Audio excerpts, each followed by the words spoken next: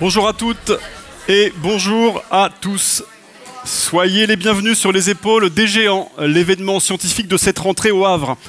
Une manifestation imaginée par la ville du Havre en partenariat avec le Collège de France, le CNRS et l'université Le Havre Normandie. Un événement dont le programme cet après-midi, ici au Conservatoire Arthur Honegger, vous propose une rencontre avec 6 doctorantes et doctorants qui effectuent ou ont tout juste terminé leur travail de thèse dans différents laboratoires de l'université Le Havre Normandie. 6 jeunes chercheuses et chercheurs qui vont vous présenter leurs travaux et à qui vous pourrez poser ensuite toutes vos questions. Et pour démarrer tout de suite cette séquence intitulée « Quoi de neuf, docteur ?», j'ai le plaisir d'accueillir Marie Deschler. Vous pouvez l'applaudir.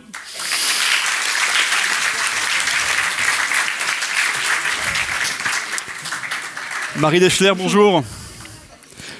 Donc vous êtes biologiste marine, vous êtes doctorante en 3e année au laboratoire stress environnementaux et biosurveillance des milieux aquatiques, en même temps qu'au laboratoire de biologie des organismes et des écosystèmes aquatiques. Vous y préparez un doctorat sur l'influence réciproque entre les microalgues toxiques et leurs prédateurs, où il est notamment question de comprendre l'origine de la toxicité de certaines microalgues, dont le développement massif, lors d'épisodes appelés Bloom, peut avoir des conséquences pour la pêche et la culture marine. Nous vous écoutons. Bonjour à tous.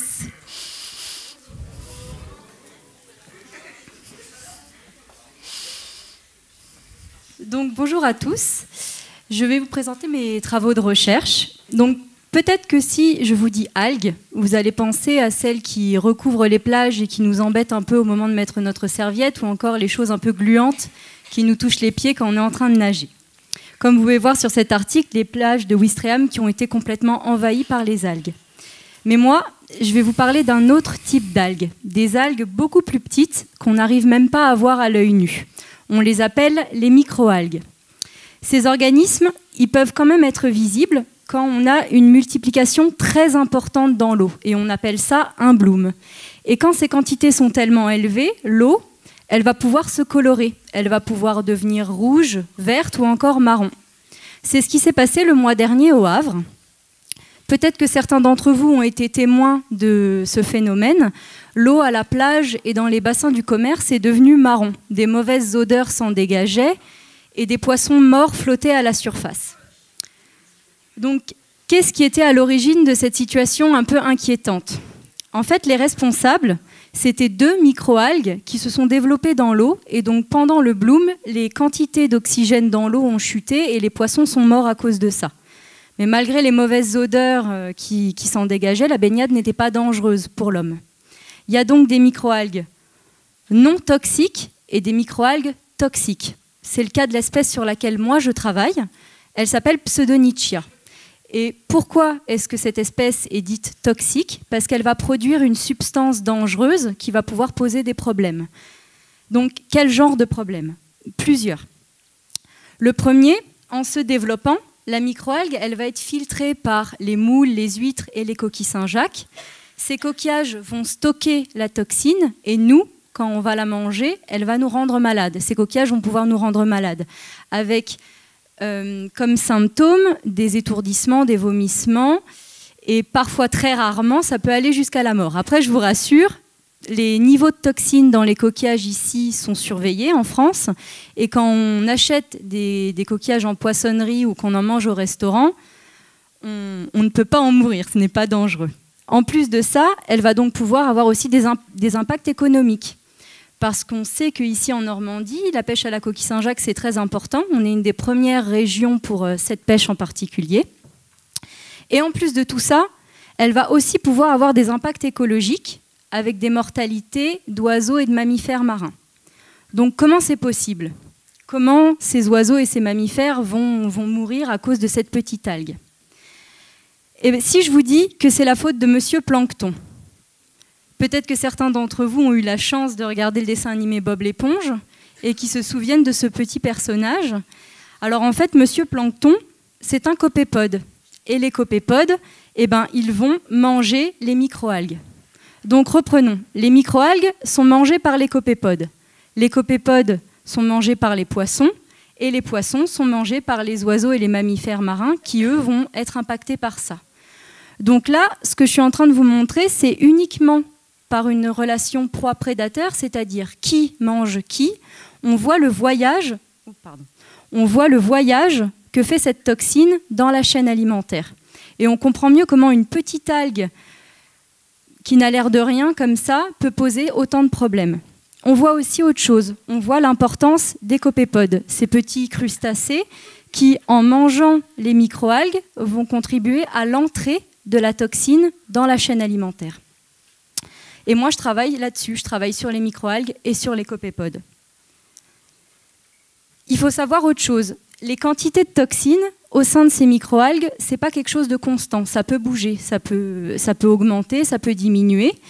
Et donc, plus les quantités de toxines au sein de la microalgue sont importantes, plus potentiellement cette microalgue elle va pouvoir être dangereuse et poser des problèmes. Il est donc important de comprendre quels sont les paramètres qui vont impacter cette toxicité. Les microalgues, elles ressemblent beaucoup aux plantes qu'on a chez nous. Et donc une plante, comme une microalgue, pour grandir, elle a besoin de lumière, d'une bonne température et de substances nutritives. Mais ce n'est pas tout, ça ne suffit pas à expliquer ça. Il y a d'autres paramètres qui peuvent jouer, comme par exemple l'interaction des microalgues avec d'autres organismes, avec les copépodes notamment.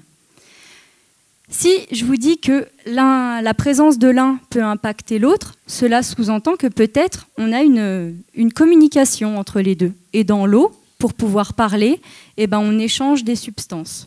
Donc moi, mon travail, je travaille là-dessus, c'est-à-dire étudier l'influence de l'un sur l'autre et essayer de comprendre qu'est-ce qu'ils peuvent bien se raconter. Donc, mon travail de recherche consiste dans un premier temps à faire le bilan de toutes les connaissances qui existent déjà, à poser de nouvelles questions par rapport à ça et à essayer de mettre en place au laboratoire des expériences qui vont me permettre de répondre à ces questions. Une étude, elle a montré que dans les régions arctiques, quand on met un copépode avec une microalgue, eh ben, la quantité de toxines va augmenter. Sauf que ça, c'est dans les régions arctiques et on ne sait pas du tout ce qui se passe ici en baie de Seine et en Normandie. Donc une des premières questions que je me suis posée pendant ma thèse, c'était de savoir si ici, avec les espèces qu'on a chez nous, est-ce que si jamais ces microalgues sont exposées à des copépodes, est-ce qu'elle va augmenter ces quantités de toxines? Et pour pouvoir répondre à ça, j'ai réalisé une expérience en laboratoire avec deux conditions. La première, avec les microalgues seules, et la deuxième, avec les microalgues exposées aux copépodes. Et j'ai regardé les quantités de toxines dans les deux microalgues. Donc voilà ce que j'ai obtenu. Alors ici, on a un graphique avec, bon là c'est un peu coupé, mais de ce côté-là, c'est les quantités de toxines, et là c'est le temps d'exposition, c'est-à-dire la durée de l'expérience. En rouge, on a les quantités de toxines dans les microalgues qui sont avec les copépodes, et en noir, dans les microalgues qui sont seules. Et on voit bien ici que les microalgues qui sont avec un copépode, eh ben, elles ont des quantités de toxines qui augmentent et qui sont supérieures à celles qui sont seules, où ça reste constant au cours du temps. Donc ça montre bien que la présence du copépode, il augmente la quantité de toxines. Reste à savoir pourquoi. Pourquoi est-ce qu'on obtient des choses comme ça? Ça, c'est quelque chose qui est beaucoup moins clair. Donc là, je viens de vous montrer l'influence du copépode sur la microalgue. Mais moi, dans mes travaux, il me reste beaucoup de choses à faire, comme par exemple, regarder quelle est l'influence, cette fois-ci, de la microalgue sur le copépode. C'est-à-dire à regarder si en présence de la microalgue, on va avoir une augmentation de la mortalité du copépode, ou si ça va changer son comportement, et essayer bien sûr de mieux caractériser la communication qu'il y a entre les deux. Essayer de mieux comprendre qu'est-ce qui se passe et quels sont les facteurs qui jouent sur la toxicité d'une microalgue, c'est important parce qu'on se rend bien compte que là, on est dans une situation qui est beaucoup plus complexe et que des paramètres comme juste la température et la luminosité, comme on pourrait croire pour une plante, ne suffisent pas à expliquer ce qu'on voit. Et pouvoir mieux comprendre une situation, ça nous permettrait dans un futur proche de pouvoir avoir des dispositifs de surveillance du milieu marin. C'est-à-dire voir ce qui se passe, être prévenu un peu en avance pour pouvoir éviter les gros problèmes dont je vous ai parlé au début. Ça, il y a un projet qui est en cours de développement ici au Havre, il s'appelle le projet e-Cadging. Il a été développé à l'université du Havre et en fait il propose des cages instrumentées qui vont être plongées dans l'eau du port et qui vont permettre de mesurer la pollution de l'eau. Ça, ce sont des cages qui ont été fabriquées pour un autre type de pollution, plus des pollutions chimiques, c'est-à-dire avec le rejet, ce que rejettent les entreprises dans l'eau. Mais les études que je suis en train de faire et d'autres pourront, je l'espère, dans un futur proche, pouvoir adapter des systèmes comme ça pour un type de pollution biologique comme celle des blooms dont je viens de vous parler. Je vous remercie de m'avoir écouté.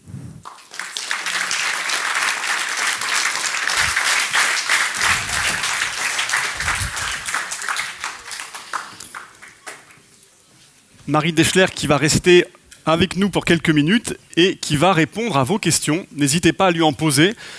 Vous pouvez lui poser des questions sur son travail. Vous pouvez aussi, comme jeune public, lui poser des questions sur son parcours. Peut-être que ce sont des choses qui peuvent être intéressantes pour vous, pour vos futures orientations. Est-ce que... Une question là-bas à ma gauche, mademoiselle. Je vais lui monter. Je vais y aller. Je vous en prie. Il y a combien de temps d'études pour faire une thèse? Alors pour faire une thèse, j'ai fait une licence. Après le baccalauréat, j'ai fait une licence, c'est 3 ans. Et après, j'ai fait un master, c'est 2 ans. Donc on en est à 5. Et après, pour faire une thèse, c'est 3 ans normalement. Donc à la fin de la thèse, ça fait 8 années d'études. Mais le temps passe vite. Oui, on ne compte pas quand on aime. Une question de l'autre côté.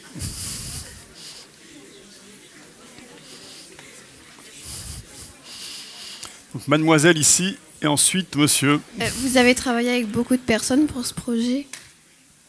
Oui, alors quand on fait une thèse comme ça, on est intégré à un laboratoire de recherche. Donc on travaille avec une équipe et avec un personnel technique et tout ça. Et moi, pendant ma thèse, j'ai la particularité de le faire dans 2 laboratoires différents.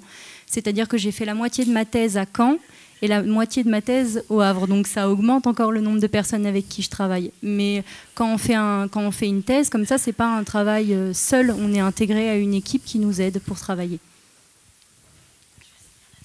Jeune homme. Les micro-algues, ils sont dans tous les océans? Oui.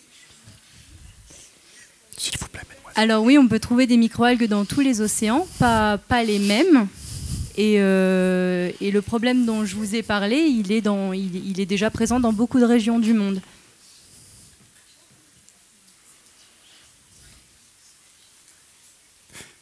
Vous disiez, Marie Deschler, qu'on pouvait imaginer un outil de prédiction, ou en tout cas de surveillance. Est-ce qu'on peut imaginer utiliser directement les copépodes pour documenter la survenue d'un bloom toxique? Alors, je ne dis pas que c'est impossible, mais pour le moment, ce n'est pas d'actualité de pouvoir identifier, on va dire, le signal copépode. Pour le moment, là, ce qu'on aimerait bien faire, c'est... S'il vous plaît. C'est plutôt... parce qu'en fait, les biocages dont je vous parlais, c'est des moules qui sont à l'intérieur. Et en fait, il y a des capteurs qui montrent l'ouverture et la fermeture des moules. Et de manière générale, quand la moule elle se ferme et qu'elle arrête de filtrer, ça veut dire qu'il y a un problème dans l'eau, qu'il y a quelque chose qui n'est pas bon pour elle.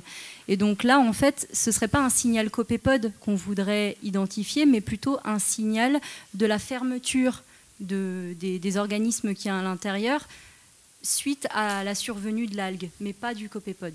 Peut-être que ce sera possible, mais pas tout de suite. Est-ce qu'il y a d'autres questions dans la salle ?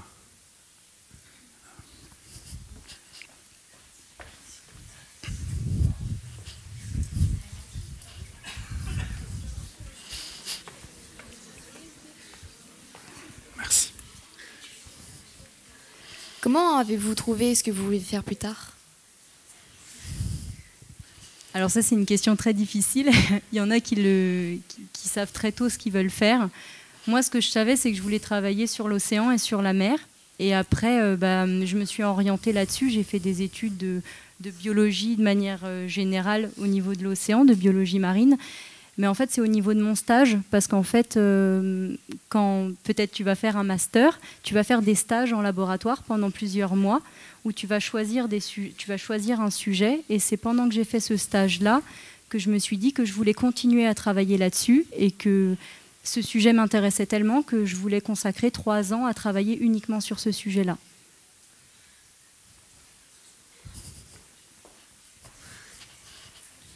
Une question en haut à droite.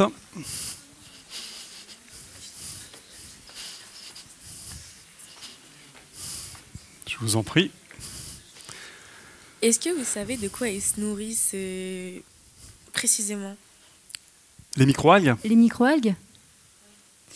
Alors en fait, les microalgues, elles ont besoin de substances nutritives, on va dire, dans l'eau parce qu'elles font de la photosynthèse. Et donc, comme les plantes, elles ont besoin de nitrates, de phosphates et de ce genre de choses pour grandir. Mais elles ne vont pas ingérer d'autres organismes. Elles puisent des nutriments dans l'eau pour grandir. Et moi, je me posais une question. Est-ce qu'on a une idée du signal qui permet la communication entre les microalgues et les copépodes?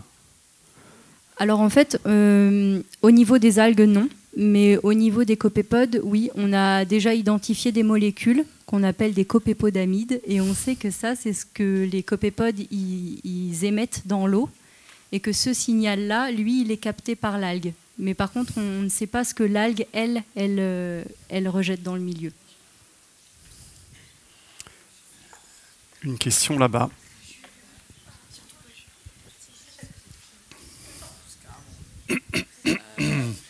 Comment les copépodes ils font pour augmenter les toxines des microalgues? Ben ça, c'est une super bonne question. Et c'est une question où on ne sait pas encore exactement comment ça se passe. Mais parce qu'en fait, il y a plusieurs théories. La présence du copépode, elle fait en sorte que l'algue, elle a plus de toxines en elle. Donc on pourrait penser que c'est pour se défendre. C'est-à-dire que si cette toxine, eh ben, elle impacte le copépode, le prédateur, il est censé mourir et arrêter de la manger. Mais le problème, c'est qu'en fait, on n'a pour le moment pas observé une augmentation de la mortalité chez le copépode. Donc on n'est pas vraiment sûr que l'augmentation de la toxine dans la microalgue, ce soit pour se protéger du copépode. On ne sait pas encore exactement ce qui se passe. Enfin, pourquoi on observe ce qu'on observe. Est-ce qu'il y a éventuellement une dernière question dans le public? Si ce n'est pas le cas, moi j'en ai une. Ah, excusez-moi. Donc ça sera la dernière question.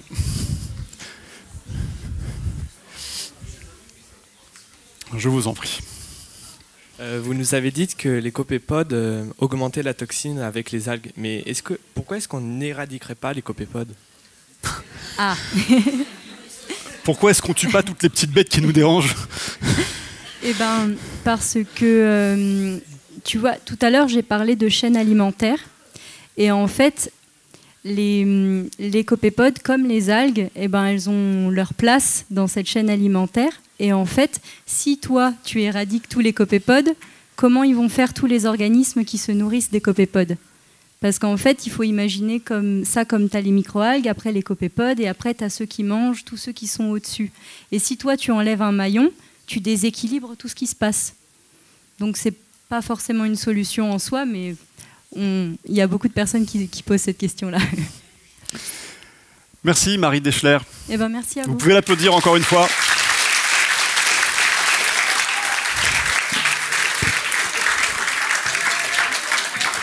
Et nous allons maintenant accueillir Alexandre Cuvier. Vous pouvez l'applaudir également.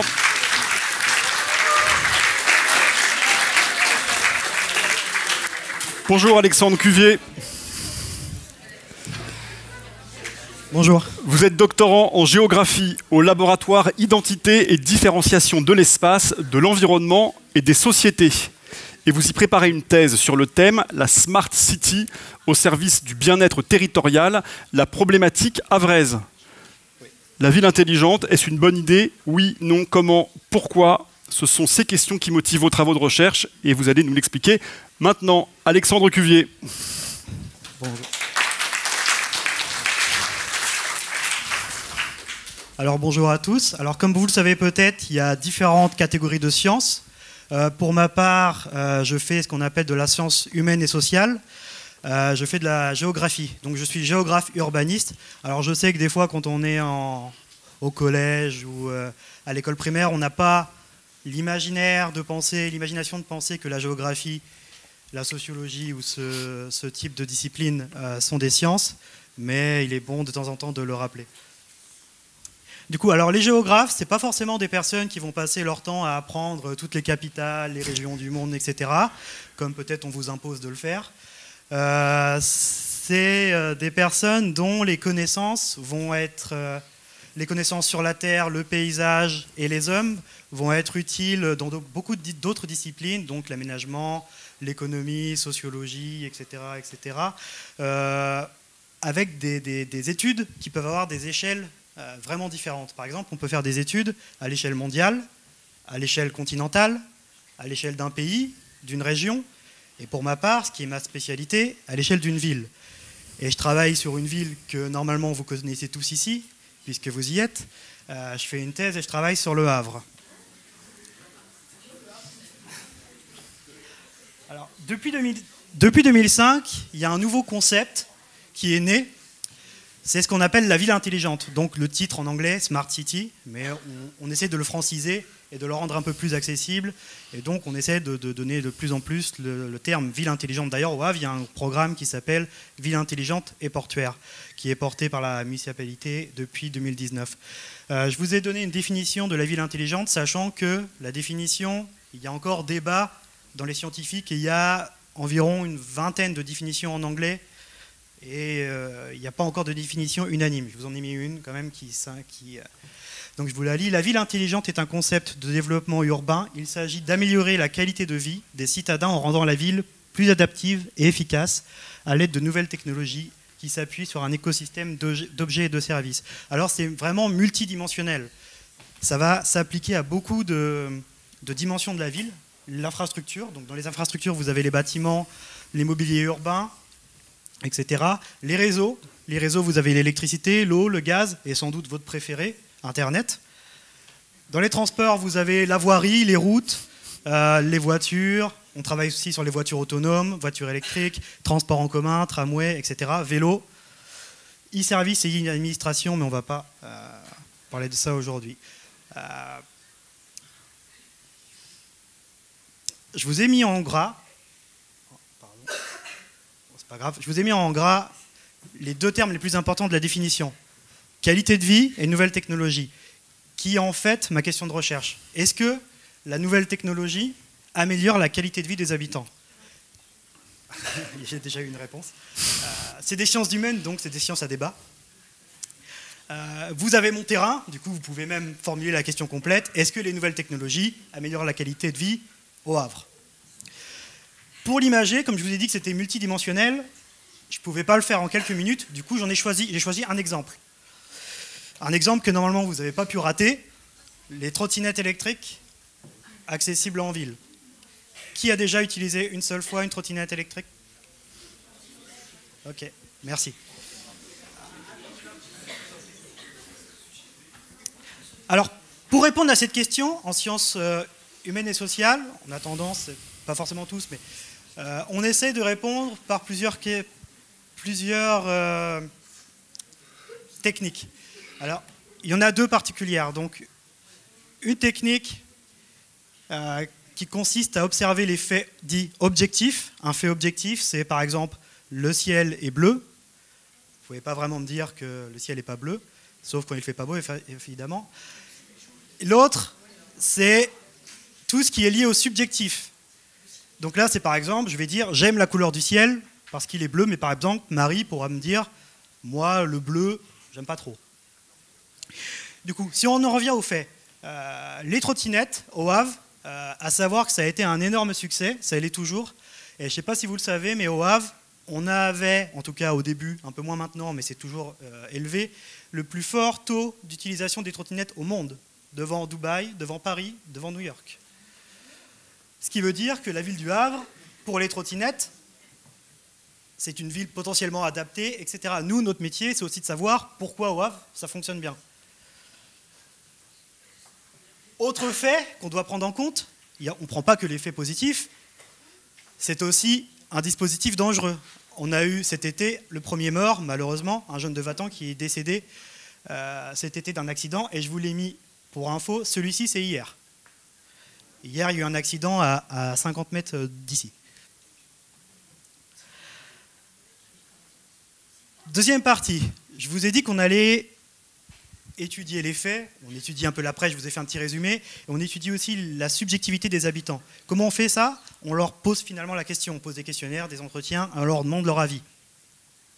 Du coup, on a été demandé aux usagers des trottinettes, ceux qui ont levé la main par exemple ici, qu'est-ce qu'ils en pensaient? Est-ce que la trottinette améliorait, sous-entendu leur mobilité, et sous-entendu derrière leur qualité de vie, parce qu'ils peuvent se déplacer, ils considèrent qu'ils peuvent se déplacer de meilleure façon, c'est plus optimal, etc. Donc certains nous ont dit, non, moi, ça a une incidence négative sur ma qualité de vie. Certains m'ont dit que ça n'avait aucun impact, et d'autres ont dit, c'est super génial, maintenant je peux aller beaucoup plus vite, beaucoup plus loin, etc., etc. Mais une fois qu'on a fait ça, c'est pas suffisant. Parce que la ville, il y a effectivement les usagers des trottinettes, mais il y a aussi potentiellement ceux qui ne vont pas utiliser les trottinettes. Et ceux qui ne vont pas utiliser les trottinettes vont aussi être impactés par ceux qui utilisent les trottinettes. Par exemple, quand vous êtes en voiture, quand vous êtes en vélo, vous marchez sur le trottoir, vous avez sans doute déjà vu l'expérience, soit agréable, soit désagréable, que vous êtes en contact avec les trottinettes. Du coup, on doit aussi demander l'avis à ceux qui n'utilisent pas les trottinettes. Du coup, on a fait exactement le même procédé, et à la fin de tout ça, on agrège le tout, et on arrive à une réponse en sciences humaines et sociales, toujours avec du positif, négatif, mais jamais une réponse vraiment tranchée. Pour conclure, je tiens juste à revenir que la trottinette, ici, c'est vraiment comme un exemple de méthode.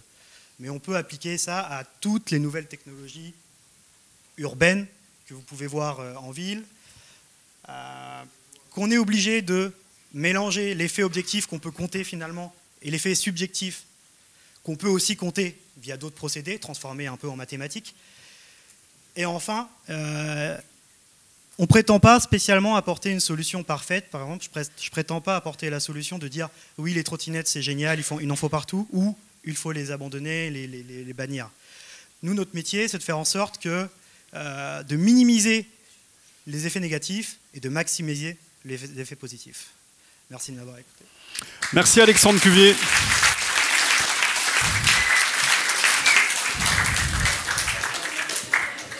Même règle du jeu, si vous avez des questions à poser à Alexandre Cuvier, ce micro est ici prévu à cet effet.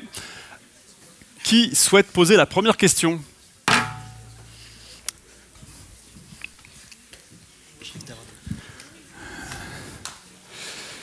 Je vous en prie. Ça marche? Montez le volume du micro, s'il vous plaît. Qu'est-ce que vous en pensez des trottinettes électriques? Alors j'étais sûr qu'on allait me poser cette question. Alors j'ai effectivement beaucoup utilisé les trottinettes électriques ces derniers mois parce que je faisais effectivement une partie de mes travaux dessus. Et mon avis est, comme je vous l'ai dit, est pas tranché. Effectivement, je pense que c'est une bonne solution, mais que c'est un peu vraiment, c'est nouveau. Les villes doivent s'adapter à ça. Les usagers, par exemple les voitures, les piétons doivent s'adapter à ça, mais aussi les utilisateurs des trottinettes doivent s'adapter à ce nouveau véhicule. Et je ne sais pas, là je pense que vous êtes ciblés, mais je ne sais pas si vous avez vu aux infos, la ville de Lyon, il y a 2 jours, a interdit les trottinettes aux mineurs. On pourrait imaginer que si le taux d'accident à Lyon pour les mineurs baisse drastiquement, on pourrait être tenté, je ne dis pas que ça va arriver, mais on pourrait être tenté que cette solution se duplique à d'autres villes, y compris peut-être un jour au Havre. Hop là, merci. Il y avait une question d'abord. Alors, oui, d'accord, pose ta question et ensuite à ton camarade un peu plus loin qui avait levé la main. Comment vous pensez améliorer les trottinettes pour qu'elles soient moins dangereuses? Alors, en soi, la trottinette en elle-même n'est pas spécialement dangereuse. C'est plutôt les comportements humains, à la fois de l'utilisateur, mais aussi de l'environnement et des autres usagers, qui en font une situation dangereuse. Mais la trottinette en tant que dispositif, ça va à la vitesse d'un vélo. Si on l'utilise convenablement, normalement, c'est c'est pas plus dangereux qu'un vélo. Bien sûr, Marie me souffle c'est meilleur si on utilise un casque, etc., etc. Mais c'est vrai que c'est pas obligatoire. Ce que vous dites, c'est que la réponse, elle n'est pas forcément technologique, en fait. La réponse n'est pas technologique. On pourrait se faire la même question pour les voitures, dans l'absolu. Il y avait une autre question, voilà, un peu plus loin sur la même rangée. Les trottinettes électriques, c'est pas forcément dangereux. Après, il faut juste faire attention. Les trottinettes électriques. Oui, bah, vous faites exactement la synthèse de ce que je vous disais. La trottinette n'est pas dangereuse en l'état. C'est effectivement, il faut faire attention. C'est le comportement humain qui est en cause souvent lors d'accidents. Une question juste à côté. Est-ce que vous pensez qu'il faudra obliger les casques et autres pour se protéger? Alors, je pense que dans les années futures, il faudrait effectivement favoriser, j'ai pas envie de dire l'obligation, mais oui, de ce genre de dispositif de sécurité, parce que même si c'est pas forcément l'élément trottinette n'est pas forcément dangereux, ça reste en partie dangereux. Les chutes, on connaît, il y a des études qui sont faites par les médecins sur les blessures et c'est toujours les mêmes. D'ailleurs, je ne sais pas si vous connaissez quelqu'un qui est tombé. C'est toujours, alors je ne parle pas d'accident contre voiture, etc. Je parle juste de chute, entre guillemets, banale. C'est toujours les mains, si vous arrivez à vous retenir. Sinon, c'est épaules, clavicules, etc. Et en général, si vous tombez sur l'épaule, c'est épaule déboîtée, instantanément.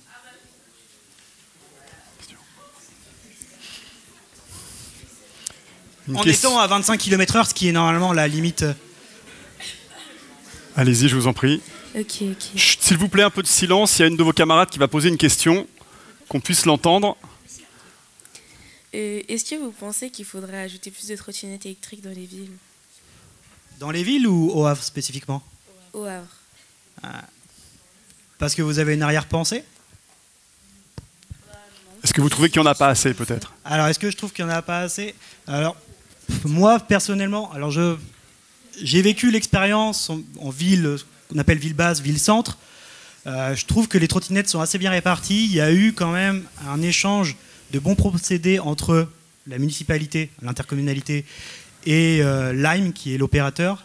Sachez qu'il y a eu vraiment de gros efforts entre Le Havre et l'opérateur pour que les trottinettes ne se déploient pas un peu de façon anarchique, comme ça a été le cas dans certaines villes qui ont fait l'expérience quelques années avant nous.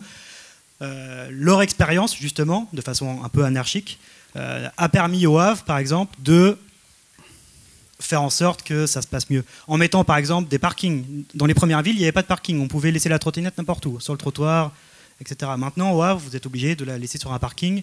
Et il y a un parking tous les 200 mètres. Du coup, normalement, vous êtes toujours à moins de 100 mètres d'un parking. Soit d'un côté, soit de l'autre. Une question par ici. Je vous laisse passer le micro.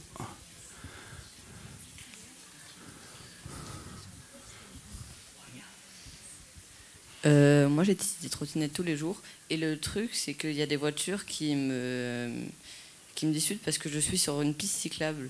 Du coup, je voulais savoir si une trottinette électrique devait être sur une route ou sur les pistes cyclables. Alors, déjà, j'ai une question. Pourquoi où est la voiture? Sur la route. Et elle n'est pas sur la piste cyclable, la voiture? Non, mais il y a des voitures qui me disent que je suis censé être sur la route à côté d'elles. Alors qu'il y a... voilà. Alors non, la règle, c'est la trottinette doit rouler sur la route, excepté en présence de pistes cyclables. La trottinette, c'est les mêmes règles que pour les vélos. Par contre, la trottinette ne doit pas rouler sur les trottoirs. Donc effectivement, piste cyclable en premier lieu, s'il n'y a pas, route. Mais si vous avez fait l'expérience, dans certains coins du Havre, des fois vous n'avez pas forcément envie de rouler sur la route.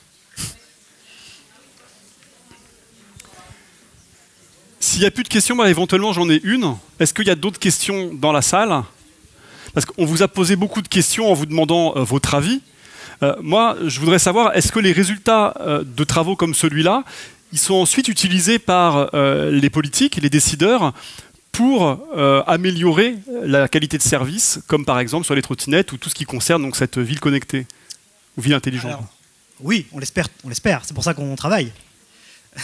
Mais nos travaux actuellement sont à l'état de travaux, ne sont pas encore publiés. Mais oui, normalement, de toute façon, les villes se font sur la recherche.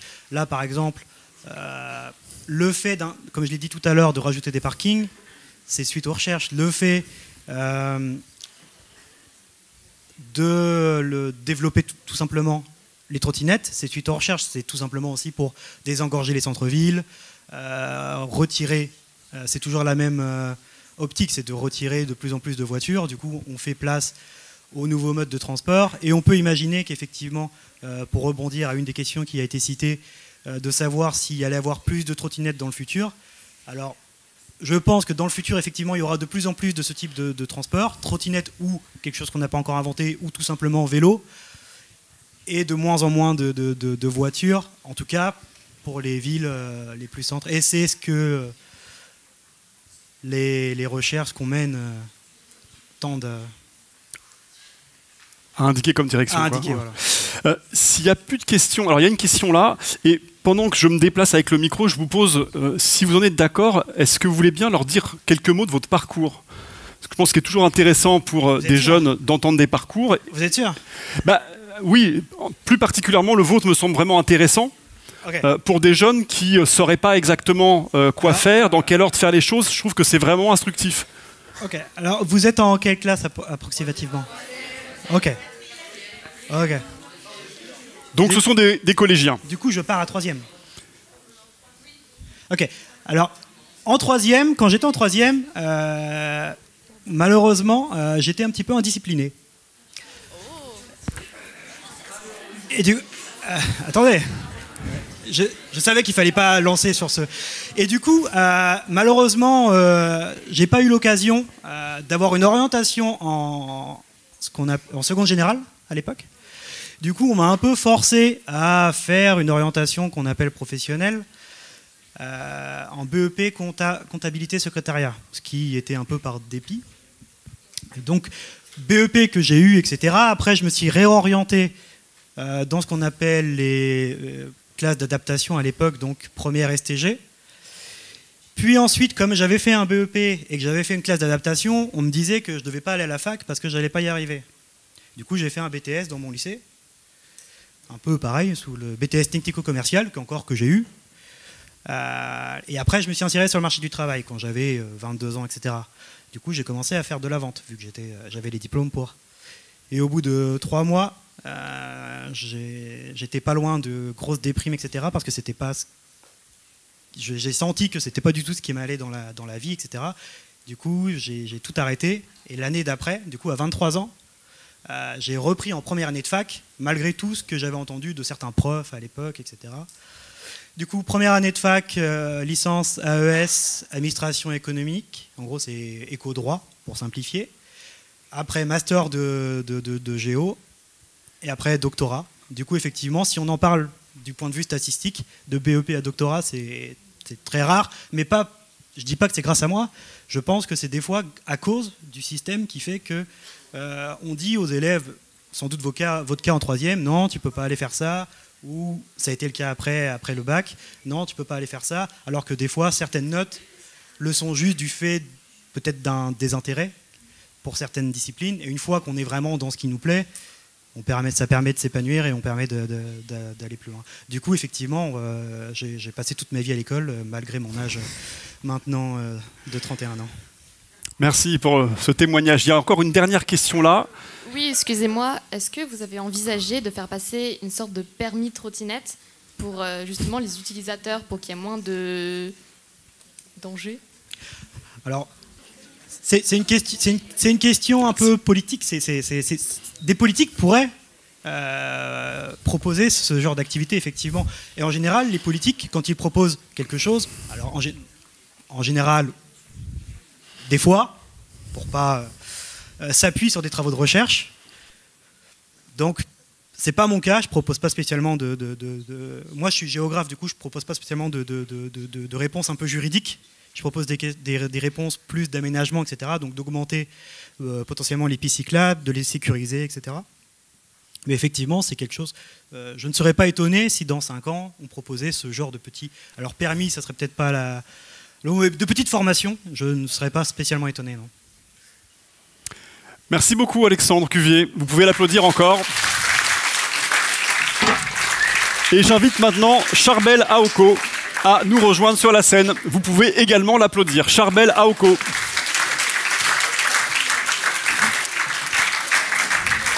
Bonjour et bienvenue. Bonjour Mathieu. Vous êtes chimiste, Charbel Aoko, dans l'unité de recherche en chimie organique. On s'entend pas les amis. Donc vous êtes chimiste dans l'unité de recherche en chimie organique et macromoléculaire, où vous avez soutenu l'année dernière votre thèse de doctorat sur le thème connaissance des émissions odorantes au quotidien ou en cas d'incident au Havre pour les réduire et les anticiper. Et c'est un travail que vous poursuivez désormais, puisque vous avez soutenu votre thèse, je viens de le dire. Vous le poursuivez, ce travail, dans le cadre d'un projet post-doctoral, donc après la thèse, pour développer un outil de gestion des odeurs environnementales pour la prédiction de la dispersion des émissions odorantes. Nous vous écoutons. Bon, merci Mathieu. On a un beau public aujourd'hui. Bonjour à tous et à toutes. D'où vient cette odeur? Voilà, une question... Donc, une question qui peut sembler simple pour certains d'entre vous et semble ne pas être si grave. Toutefois, imaginez avec moi, vous êtes sur la plage du Havre, en train de profiter d'un été au Havre, et soudain, une odeur bizarre. Ou bien vous venez de vous réveiller le matin chez vous, au lieu de l'odeur du petit-déj, une odeur désagréable. Qui parmi vous a déjà senti une odeur désagréable au Havre? Voilà.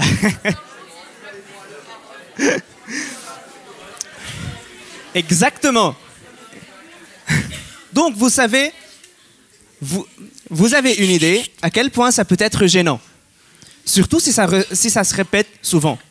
C'est une problématique qui peut devenir sérieuse avec des effets négatifs sur la santé physique et psychologique, le bien-être des riverains, mais aussi des effets négatifs sur l'économie, comme la diminution des prix de l'immobilier et la diminution du tourisme. Dans les grandes villes industrielles, comme la ville du Havre, souvent, c'est évident d'indiquer un coupable et de dire que les sources de ces odeurs, c'est la zone industrielle. Mais dans ces zones complexes avec des dizaines d'entreprises et beaucoup des usines, quelle industrie émet l'odeur? C'est une question très difficile. Regardez comment on va savoir. Dans les zones industrielles, les sources de l'odeur s'accumulent au quotidien. Les émissions odorantes se mélangent à l'air ambiant. À une distance de quelques kilomètres de ces zones industrielles, nous perdons la trace de l'odeur.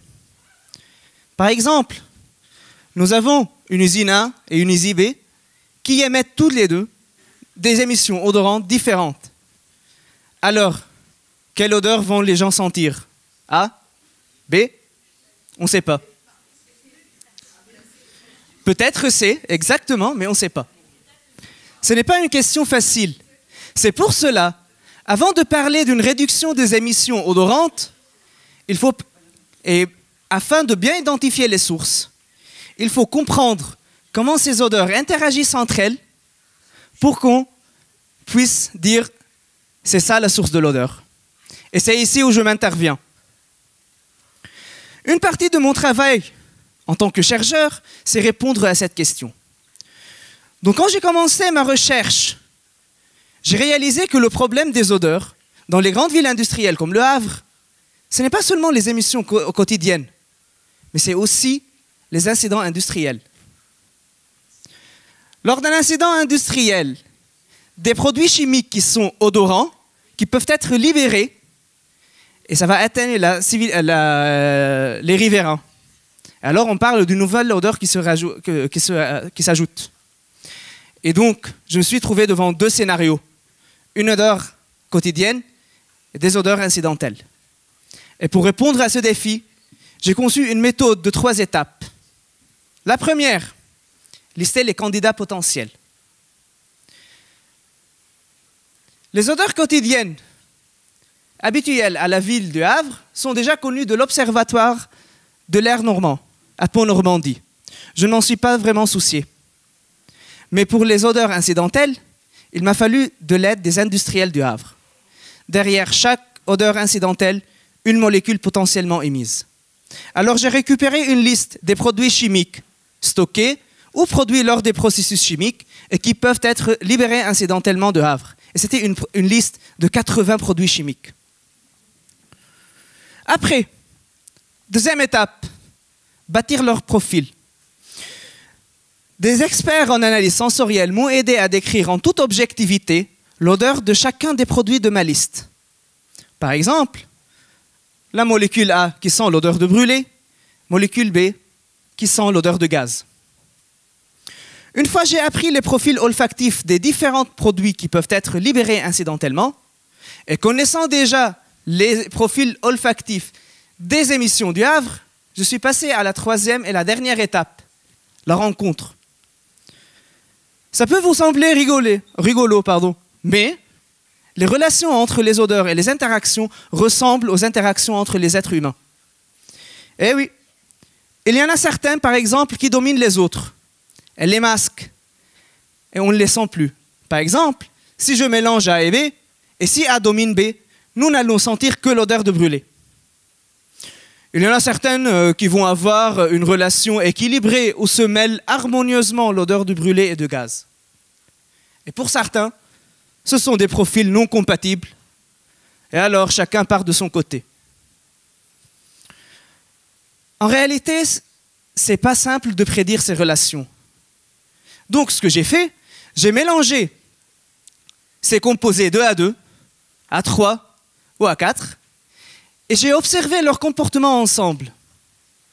Comme si j'ai créé un site de rencontre, mais pour les odeurs. Bon, ce n'est pas un site de rencontre en réalité, c'est un logiciel de calcul spécial, mais pour lui donner un joli nom.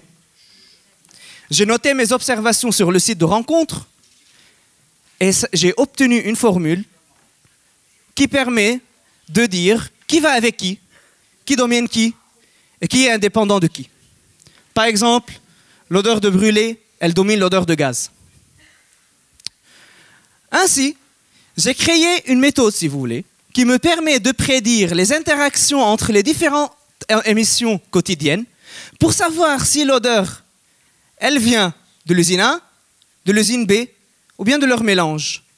Et en cas d'incident, connaissant les profils des molécules potentiellement émises, nous allons être capables de prédire comment elle va interagir avec le paysage habituel du Havre pour savoir, ou bien pour anticiper, qu'est-ce que les gens vont sentir à quelques kilomètres. Cette méthode peut être appliquée dans le futur par les parties concernées, comme les pompiers, comme la DREAL, la Direction régionale de l'environnement, l'aménagement et du logement, pour qu'ils puissent se mobiliser de façon plus efficace, comme l'installation des instruments ADK pour la surveillance de la qualité de l'air. Ou bien pour juste dire, cette entreprise, elle participe de façon plus importante à ce paysage olfactif, donc nous allons leur demander d'installer des filtres et des technologies spéciaux pour réduire les émissions. En conclusion, j'étudie les interactions olfactives entre les différentes émissions odorantes. Cela me permet d'identifier bien les sources par la prédiction, si vous voulez, des interactions entre ces odorants et comment ça va propager. Ce travail a été fait grâce à une méthode qui ressemble à un site de rencontre. Mais je vous rappelle, c'est la partie intermédiaire avant de résoudre le problème des odeurs. Mais elle est cruciale pour qu'on puisse arriver. Pourtant, plus de développement est encore nécessaire avant de l'appliquer sur terrain.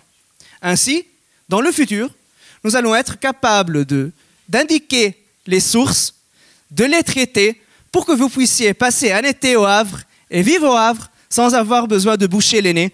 Je vous remercie pour votre attention. Merci à vous, Charbel Aoko.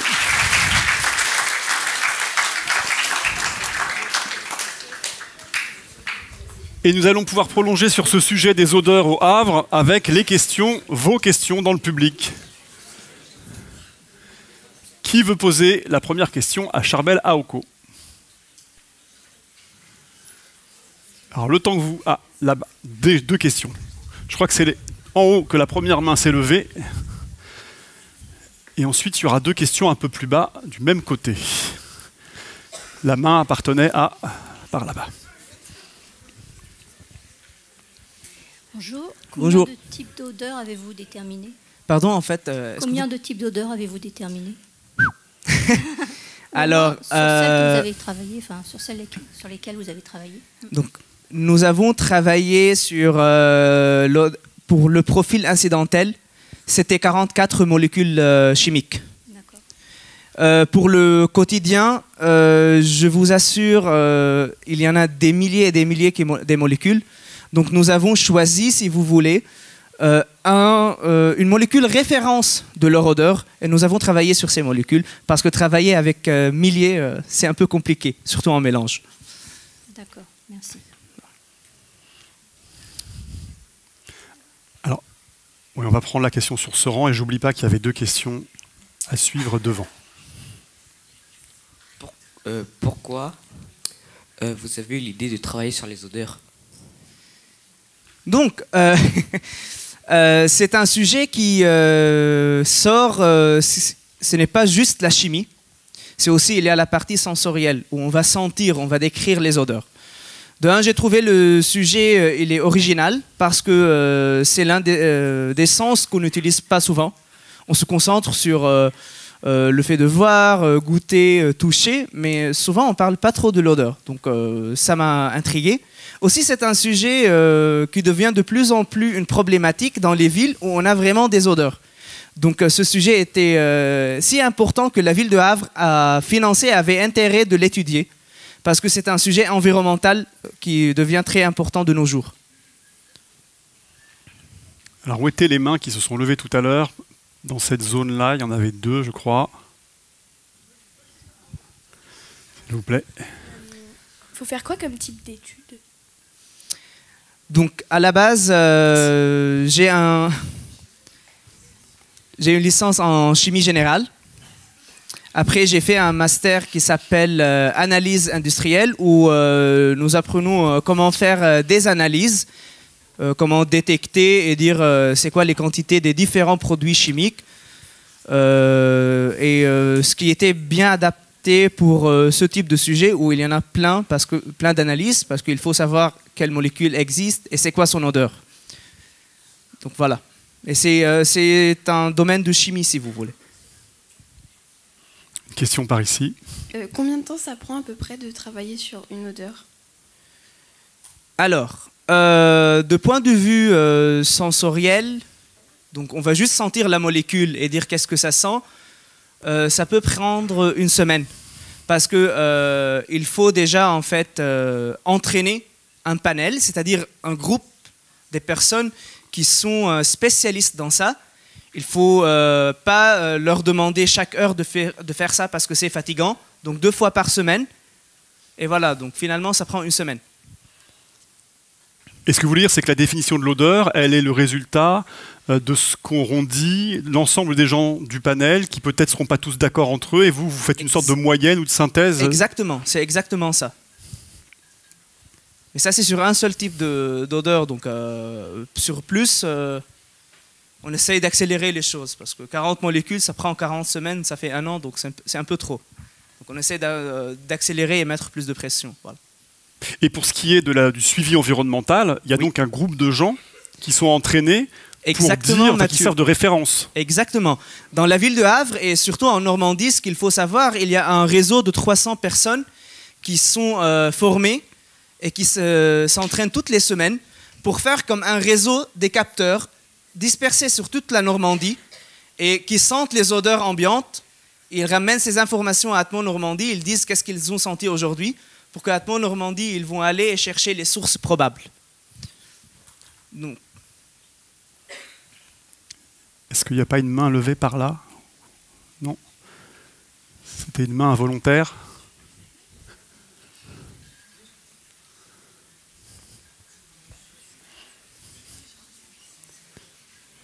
Une question tout là-haut.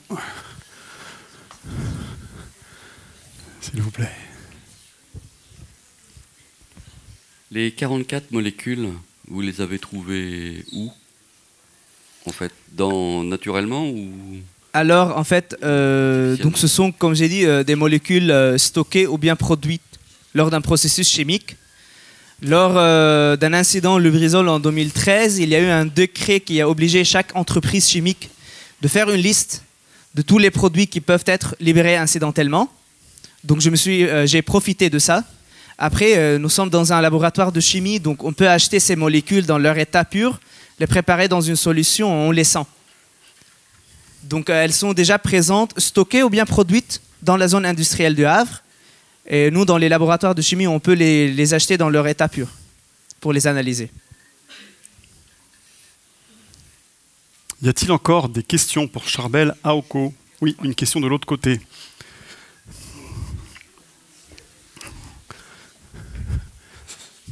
Je ne sais pas combien j'ai monté d'étages cet après-midi.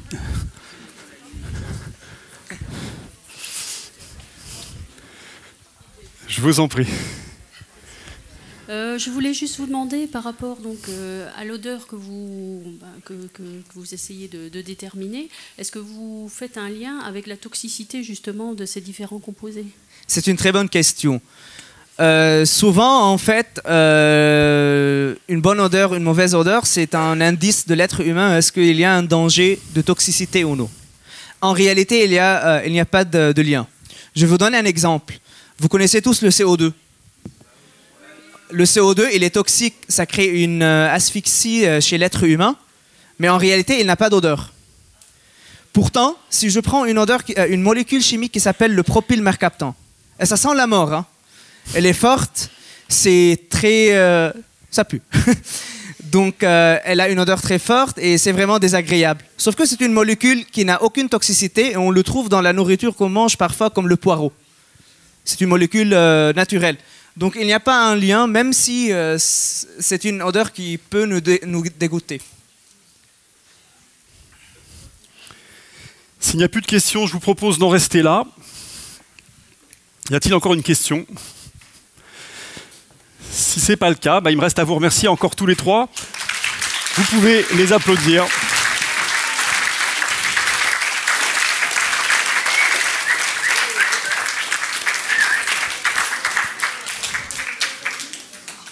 On va marquer une courte pause, le temps, je crois, de quelques allées-venues dans le public. Et on va recommencer ensuite. Trois autres doctorantes et doctorants vont venir à leur tour sur la scène pour vous expliquer leurs travaux de recherche. À tout de suite. Très bien. Donc voilà, nous nous retrouvons pour la suite de notre rencontre avec les doctorantes et les doctorants de l'Université du Havre-Normandie. Ils et elles vont nous présenter leurs travaux de recherche. C'est quoi de neuf, docteur? Et nous commençons tout de suite avec Louise Pence, que j'invite à me rejoindre sur la scène. Louise Pence, bonjour. Bonjour. Vous êtes informaticienne au laboratoire d'informatique de l'Université du Havre, où vous venez d'entamer votre deuxième année de doctorat sur le thème « Comment articuler des véhicules à la demande et des transports en commun pour transporter des passagers dans la ville et ses alentours ». C'est un sujet à la fois très théorique, où il est question d'optimisation, mais qui vise avant tout à répondre à une problématique sociétale éminemment pratique. Louise Pence, c'est à vous. Merci. Donc bonjour, je vais vous présenter aujourd'hui le sujet de ma thèse. Pour commencer, je vais vous présenter des petites situations qui peuvent arriver quand on veut aller d'un point A à un point B dans une ville. Donc on va se baser sur la ville du Havre. Donc ici vous pouvez voir une carte de la ville du Havre et j'ai dessiné dessus les transports en commun. Donc il y a toutes les lignes de bus, et là on voit les deux grosses lignes de tram. Et je vais vous présenter Alfred. Donc Alfred, il est actuellement là où il y a son petit bonhomme et il veut se rendre à l'hôpital, donc qui est son étoile rouge.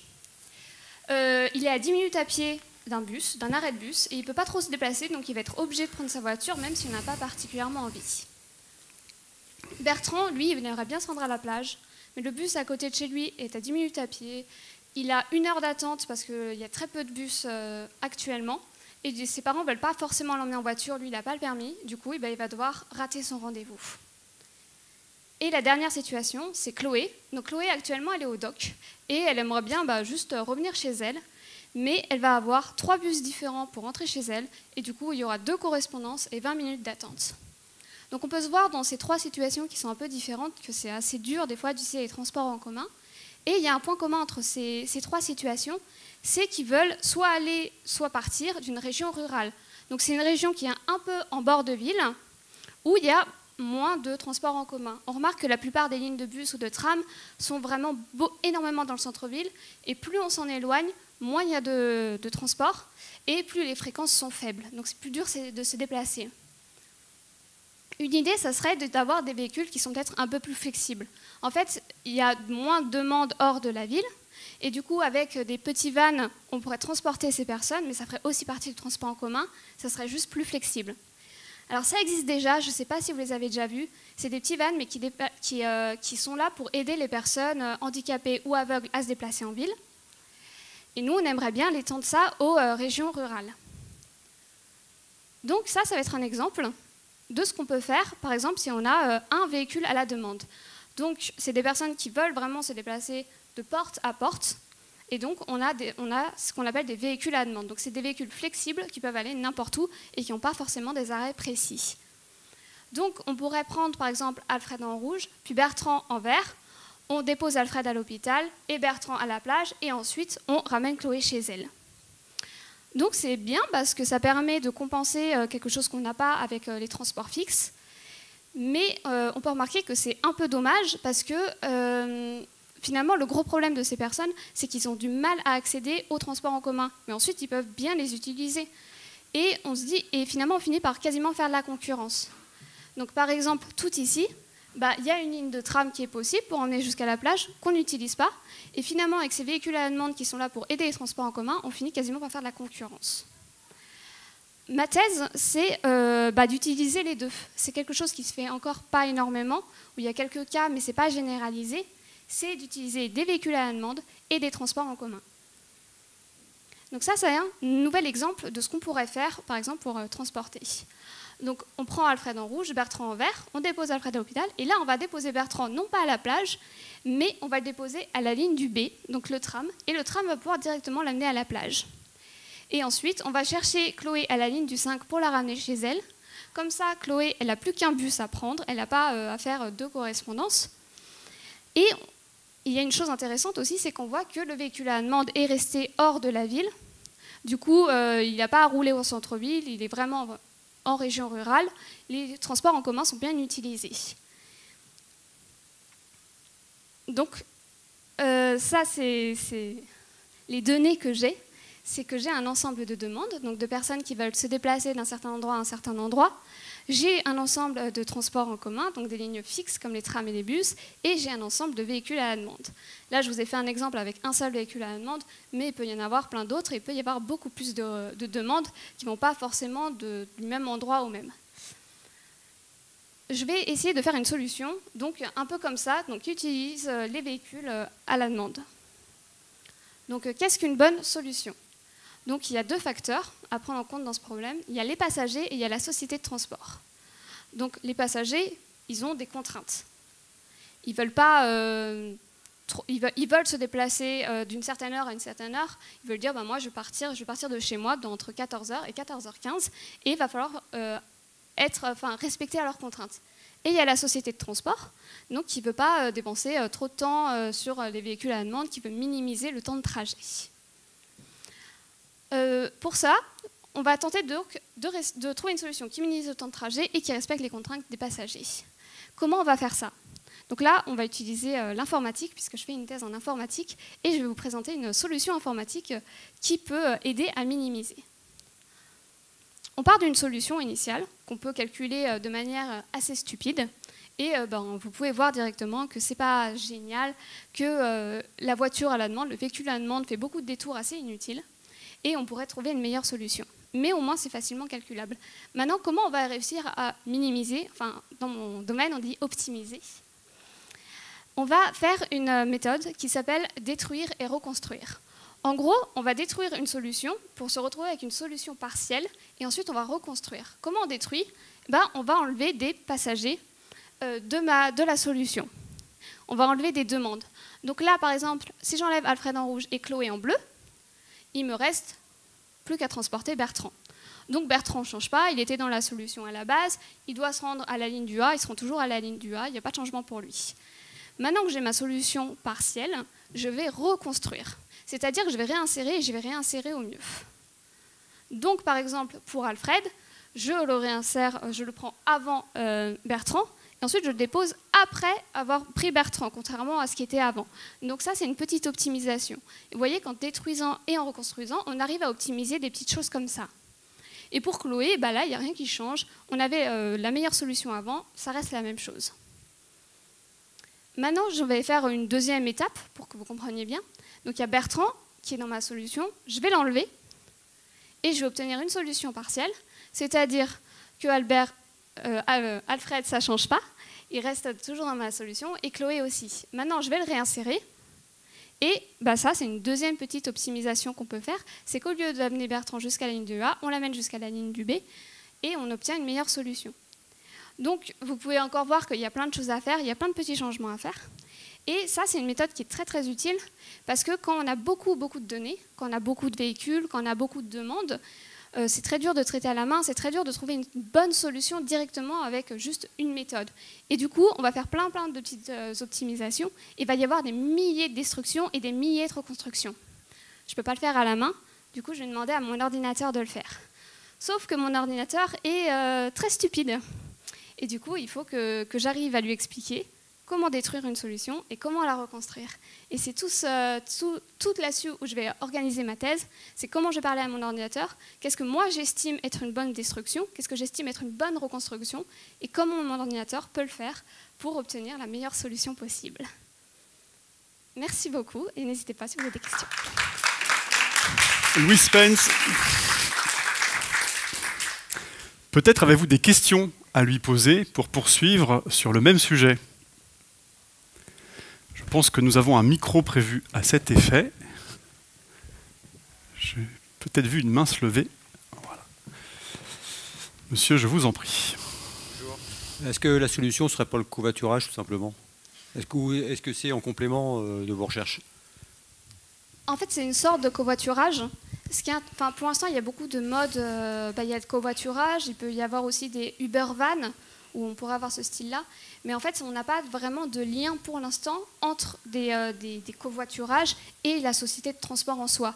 Nous, ce qu'on aimerait bien faire, c'est une seule offre. C'est dire, je m'inscris, par exemple pour le Havre, ça serait le LIA, je m'inscris à quelque chose du LIA et comme ça, je peux profiter de tous les transports.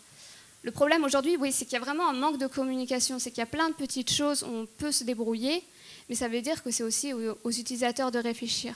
Par exemple, pour le covoiturage, ça serait Bertrand qui dirait « Ok, au lieu de me rendre jusqu'à la plage, il faut que je me rende jusqu'à tel arrêt, etc. » Donc ça serait pour aussi donner une solution plus simple aux passagers qui juste auraient à dire « Moi, je vais me dépasser de tel point à tel point » et le reste se débrouille. Et ça permettrait aussi, c'est aussi pour optimiser une solution par rapport juste à la société de transport que là, il y aurait, si on utilisait du covoiturage, il y aurait plein de facteurs différents. Une autre question peut-être? Oui, madame. Est-ce que les méthodes que vous utilisez, c'est de l'intelligence artificielle? Alors oui, ça rentre dans l'intelligence artificielle. Ça va dépendre des informaticiens qui travaillent dessus, mais en quelque sorte, mon ordinateur va prendre des décisions, va chercher lui-même ce qu'il faut faire et va essayer de résoudre au mieux. Mais je suis le cerveau derrière le programme, mais on peut dire que c'est de l'intelligence artificielle, puisque une fois que je lance mon programme, je ne gère plus, je ne prends plus de décisions, c'est que mon ordi qui en prend. Combien de paramètres un ordinateur peut gérer en même temps dans le cadre d'un problème comme celui-là? C'est-à-dire combien d'utilisateurs, combien de voitures, de bus et de tramways on peut imaginer? Est-ce qu'on peut faire ça pour la ville de New York, par exemple? Ça va dépendre de comment est codé le programme. Donc c'est moi qui fais absolument tout, qui va dire les opérations à faire au niveau de machine. Par exemple, je prends un entier, je le stocke ici, etc., etc. Du coup, je pense que c'est possible si le code est très bien fait derrière. Si il n'y a pas de limitation de principe? Il y aura forcément des limitations.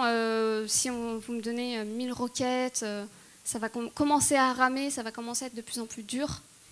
Mais non, enfin, il y a aussi des limitations mémoire. Vous ne pouvez pas me donner 1 billion de requêtes, je ne peux pas les stocker dans mon ordinateur. Ensuite, tout est possible. Je pense que de requêtes raisonnables, ça peut être possible. Pour New York, à mon avis, ça peut être possible si on a un très bon programme. Est-ce qu'il y aurait encore une question dans la salle éventuellement? Madame. Merci. Est-ce que ton programme que tu construis pourra être utilisé ensuite par un usager? Est-ce que ce sera une appli? Est-ce que ça peut servir à faire des outils du quotidien? Alors, en fait, moi, en programme, je prends en entrée des fichiers texte. C'est absolument tout ce que je prends en entrée. Par exemple, une demande, je vais dire, je veux l'identifiant de là où je le prends, enfin, les coordonnées de là où je le prends, les coordonnées de là où je le dépose. Du coup, mon programme peut être utilisé par absolument tout le monde à partir du moment où il respecte les fichiers d'entrée. Ensuite, pour une application, il faudrait développer plus de choses. Il y a énormément de travail à faire pour faire une application. Mais oui, ça pourrait être utilisé par des sociétés de transport, des entreprises privées, s'ils le voulaient. Et pour prolonger cette question, est-ce qu'il y a déjà des liens qui ont été tissés avec des sociétés de transport ou avec la communauté de communes pour concrètement mettre en place cet outil que vous développez? Je sais qu'on est en lien. Ensuite, c'est un sujet qui est assez nouveau, il y a très très peu d'études dessus. Du coup, je pense qu'il faudrait encore que nous, dans l'université, on étoffe un peu, qu'on commence à avoir des vrais résultats pour que ça puisse commencer à être intéressant et commencer à travailler avec des sociétés de transport. Merci Louis Spence. Vous pouvez encore une fois l'applaudir.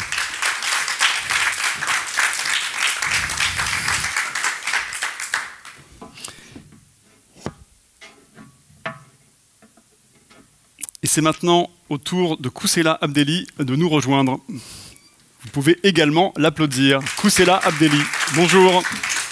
Bonjour. Vous êtes de votre côté chimiste. Vous êtes actuellement en 2e année de doctorat dans l'unité de recherche en chimie organique et macromoléculaire. Exactement. Et vous travaillez sur la valorisation du dioxyde de carbone en synthèse et en désodorisation d'effluents soufrés. C'est un sujet qui vise à utiliser le CO2, la molécule responsable en grande partie du réchauffement climatique, pour synthétiser des molécules d'intérêt ou pour se débarrasser d'effluents, comme le disait le titre. Koussela Abdelli, c'est à vous. Merci. Merci pour l'introduction, vous avez tout résumé. En gros, je peux éviter de ne pas faire la présentation, il a tout dit.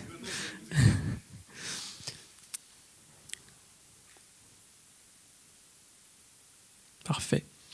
Et donc, et si je vous disais que ce CO2 tant dangereux, si détesté et puis qui cause tant de problèmes à notre planète, pouvait nous rendre notre quotidien ou pouvait rendre le monde meilleur.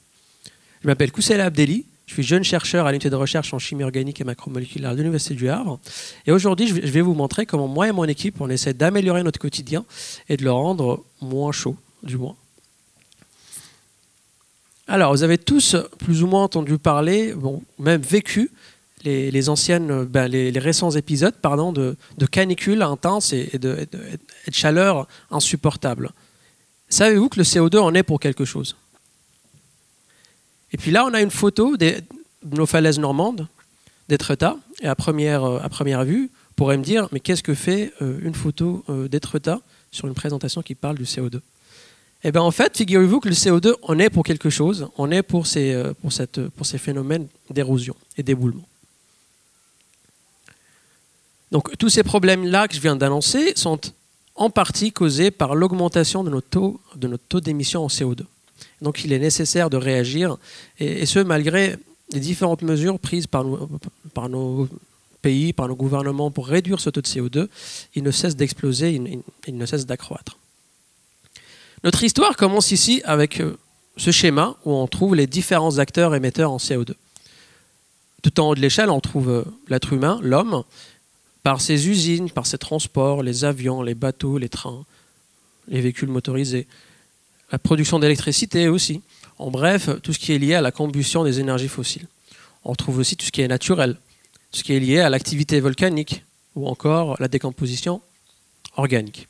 Tout ce CO2 va aller s'accumuler et va se stocker, il va se regrouper dans l'atmosphère. On va appeler ça le CO2 atmosphérique. Et pour vous donner un ordre d'idée, sur les 100 dernières années, on a plus que septuplé notre taux d'émission en CO2. C'est énorme, c'est effrayant quand on voit ce qui se passe. Et donc ce CO2, il est connu pour être un gaz à effet de serre. Vous entendez souvent parler d'effet de serre, gaz à effet de serre, réchauffement climatique. Et bien, le CO2 en fait partie. Mais savez-vous ce que c'est qu'un effet de serre ou encore ce que c'est qu'un gaz à effet de serre? Pour vous répondre simplement, l'énergie thermique dégagée par le Soleil va traverser, va voyager dans l'espace et va arriver sur notre planète. Et c'est ces fameux gaz à effet de serre, dont fait partie le CO2, qui vont jouer le rôle de couverture et qui vont empêcher cette chaleur de repartir dans l'espace. 95% de cette chaleur est retenue sur Terre et va servir à réchauffer la planète, et seulement 5% de cette chaleur va repartir dans l'espace et va être perdue.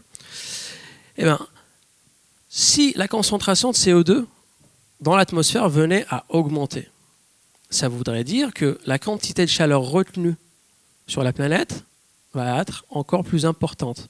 Et ceci va causer un réchauffement climatique, un réchauffement de la planète.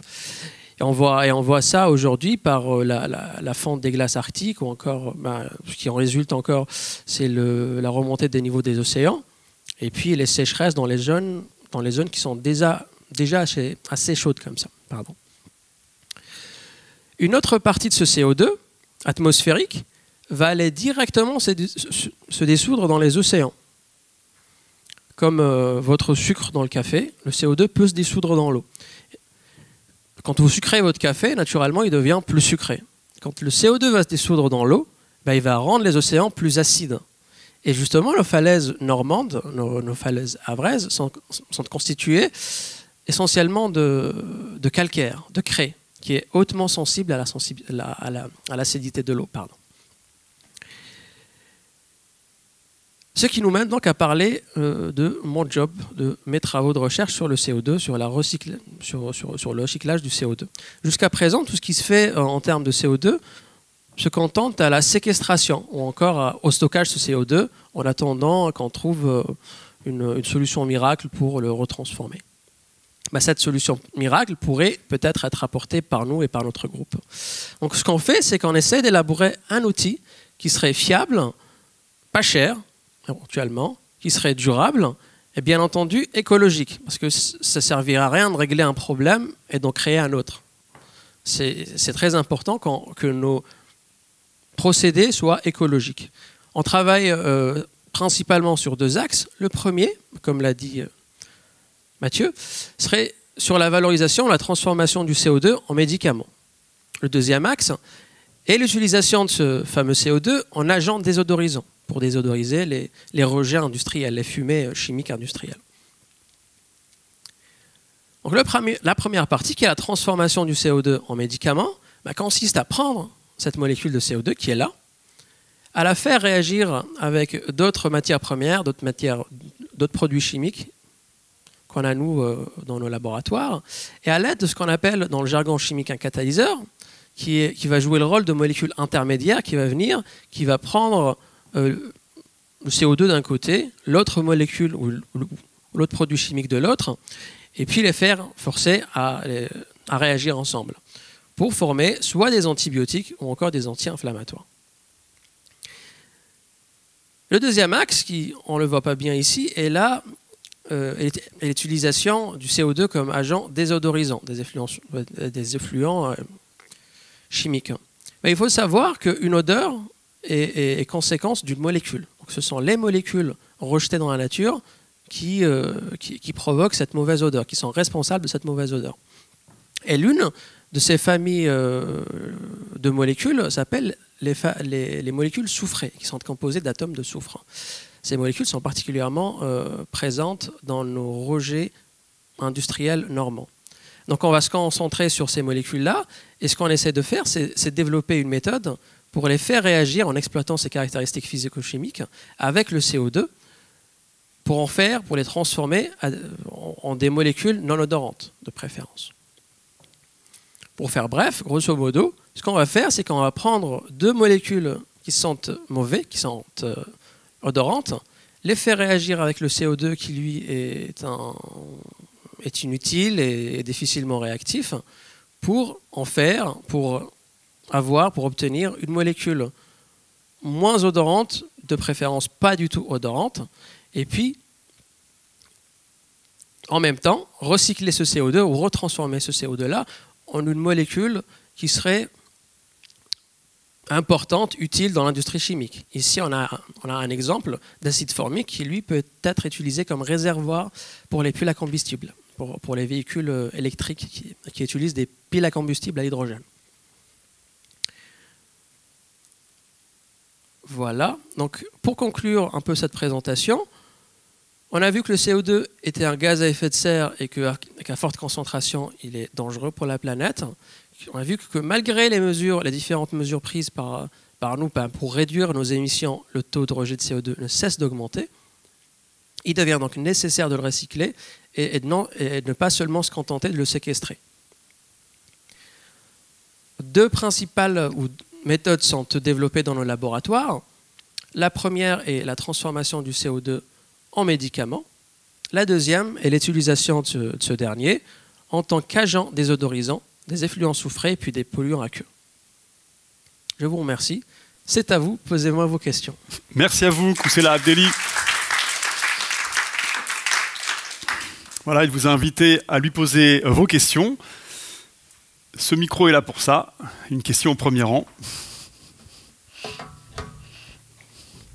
Est-ce que l'une des deux propositions que vous faites vous semble plus probable que l'autre, Vous voulez dire plus réalisable que l'autre? Plus réalisable, tout à fait. Alors pour l'instant, la première est réalisable. Donc oui, on arrive à faire du CO2 des médicaments. Excusez-moi. Pour la deuxième, on est toujours en phase d'étude, en phase d'essai. Vous savez, la recherche, des fois, ça marche pas. Donc là, il y a des débuts de résultats prometteurs. C'est pas à 100%, mais oui, les deux pourraient marcher, et puis les deux pourraient changer le monde, si je peux dire. Et est-ce que vous avez une échéance? Vous avez une idée d'échéance que vous pourriez donner? Alors, vous savez, quand on fait de la recherche, c'est à l'échelle d'un laboratoire, c'est à l'université. Après, il y a des gens qui sont spécialistes pour faire ça à l'échelle industrielle. Donc moi, j'ai 3 ans pour essayer de réaliser ce projet. Après, quand j'aurai fini, ce sera dans les mains des industriels et ce sera à eux de faire ceci. Pardon. Non, j'ai pas de... on va dire 3 ans. J'ai 3 ans pour réaliser ça. Merci. Pour prolonger la question, si tant est que ça marche, oui. Est-ce qu'on peut imaginer que de récupérer le CO2 atmosphérique pour le transformer de manière écologique en tout un tas de molécules utiles, est-ce que ça peut vraiment être une piste pour juguler au moins en partie le réchauffement climatique? Ou est-ce que ça restera de toute façon, même si ça marchait très bien, marginal quant aux problèmes que vous avez rappelés au début? Alors, en fait, il y a plein de points à prendre en considération. C'est que forcément, quand on va réaliser nos réactions, il y aura des déchets derrière. Ce sera pas... Bon, on essaie au maximum de rendre ça écologique, de rendre ça vert. Dans la chimie, on dit ça. Mais il y a toujours ce cycle-là. Quand on va résoudre un problème, on va créer un autre. Forcément, on est obligé d'en créer un autre. Donc ce qu'on fait, nous, c'est on essaie de créer le moins de problèmes possible. Pour vous répondre, il se peut, on est toujours au stade de la recherche, mais il se peut qu'un jour, oui, ce CO2-là va même servir à alimenter des avions, des fusées, qui sait. Une autre question dans le public. 2 autres questions. Je vous en prie. Comment est-ce que vous captez le CO2 atmosphérique? Et j'aurais aussi une deuxième question, c'est possible. Sur la dernière réaction que vous avez présentée, est-ce que ça coûte de l'énergie de faire cette transformation? Ou est-ce que ça en libère? D'accord.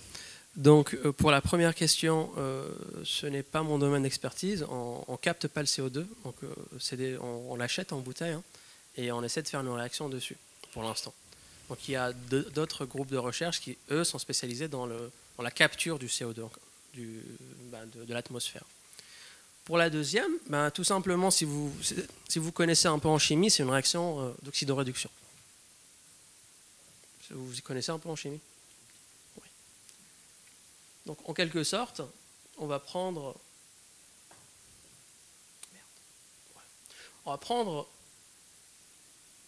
des électrons de là et les transférer là. On va construire cette réaction-là. Et en même temps, on a un transfert d'hydrogène qui va se faire de ces deux molécules-là vers le CO2. Donc oui, comme toute réaction, ça va coûter de l'énergie, ça va être, on va dire, endothermique. Comme on dit dans notre chimie, ça va consommer de l'énergie. Mais ça reste quand même dans le début de nos recherches, mais on pourrait améliorer ça, notamment en utilisant un catalyseur. Pour, justement, comme j'avais expliqué, ce serait un intermédiaire qui va faciliter la réaction pour qu'elle coûte le moins d'énergie possible. Il ne faudrait pas que la production d'énergie pour faire la réaction induise une production de CO2 qui soit supérieure à ce que vous arrivez à en enlever. C'est ça. C'est une balance. Il faut arriver à jouer avec ça. Il y avait une question, voilà, ici. Alors moi j'ai une question, mais je suis peut-être parti encore un peu plus loin dans le futur. Si effectivement des industriels tu arrives à faire tes travaux, après les industriels s'en emparent et arrivent à transformer le CO2 en ressource, est-ce que finalement, dans l'avenir, on ne pourrait pas avoir le phénomène inverse, qui est que si le CO2 est une ressource, elle va rentrer dans le champ économique, et finalement, les industriels vont chercher à le capter de plus en plus, et on va se retrouver avec l'inverse, c'est-à-dire qu'il va y en avoir de moins en moins, et du coup, la planète va se refroidir. Là, vous me posez le problème inverse. Pour l'instant, tout va bien. Bon, tout va mal parce qu'on a beaucoup de CO2, mais pour l'instant, tout va bien parce qu'on en a assez. Je n'ai pas de réponse précise à vous donner. Peut-être, hein, on ne peut pas se projeter dans le futur. On peut peut-être imaginer une situation encore pire où le CO2 devenant une ressource, on a tout intérêt à en émettre encore plus et plus. Après, si c'est un jeu équilibré, un jeu à somme nulle... Écoutez, avant l'être humain, la nature allait bien, elle générait assez de CO2, il y avait les plantes pour le recycler, tout allait bien. Donc si on respecte cette balance-là, je pense que tout ira bien. Parfait, merci à vous, Koussela Abdelli. Merci, vous pouvez l'applaudir encore une fois.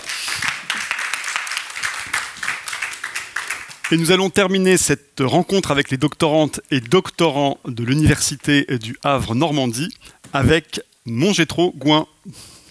Vous pouvez l'applaudir.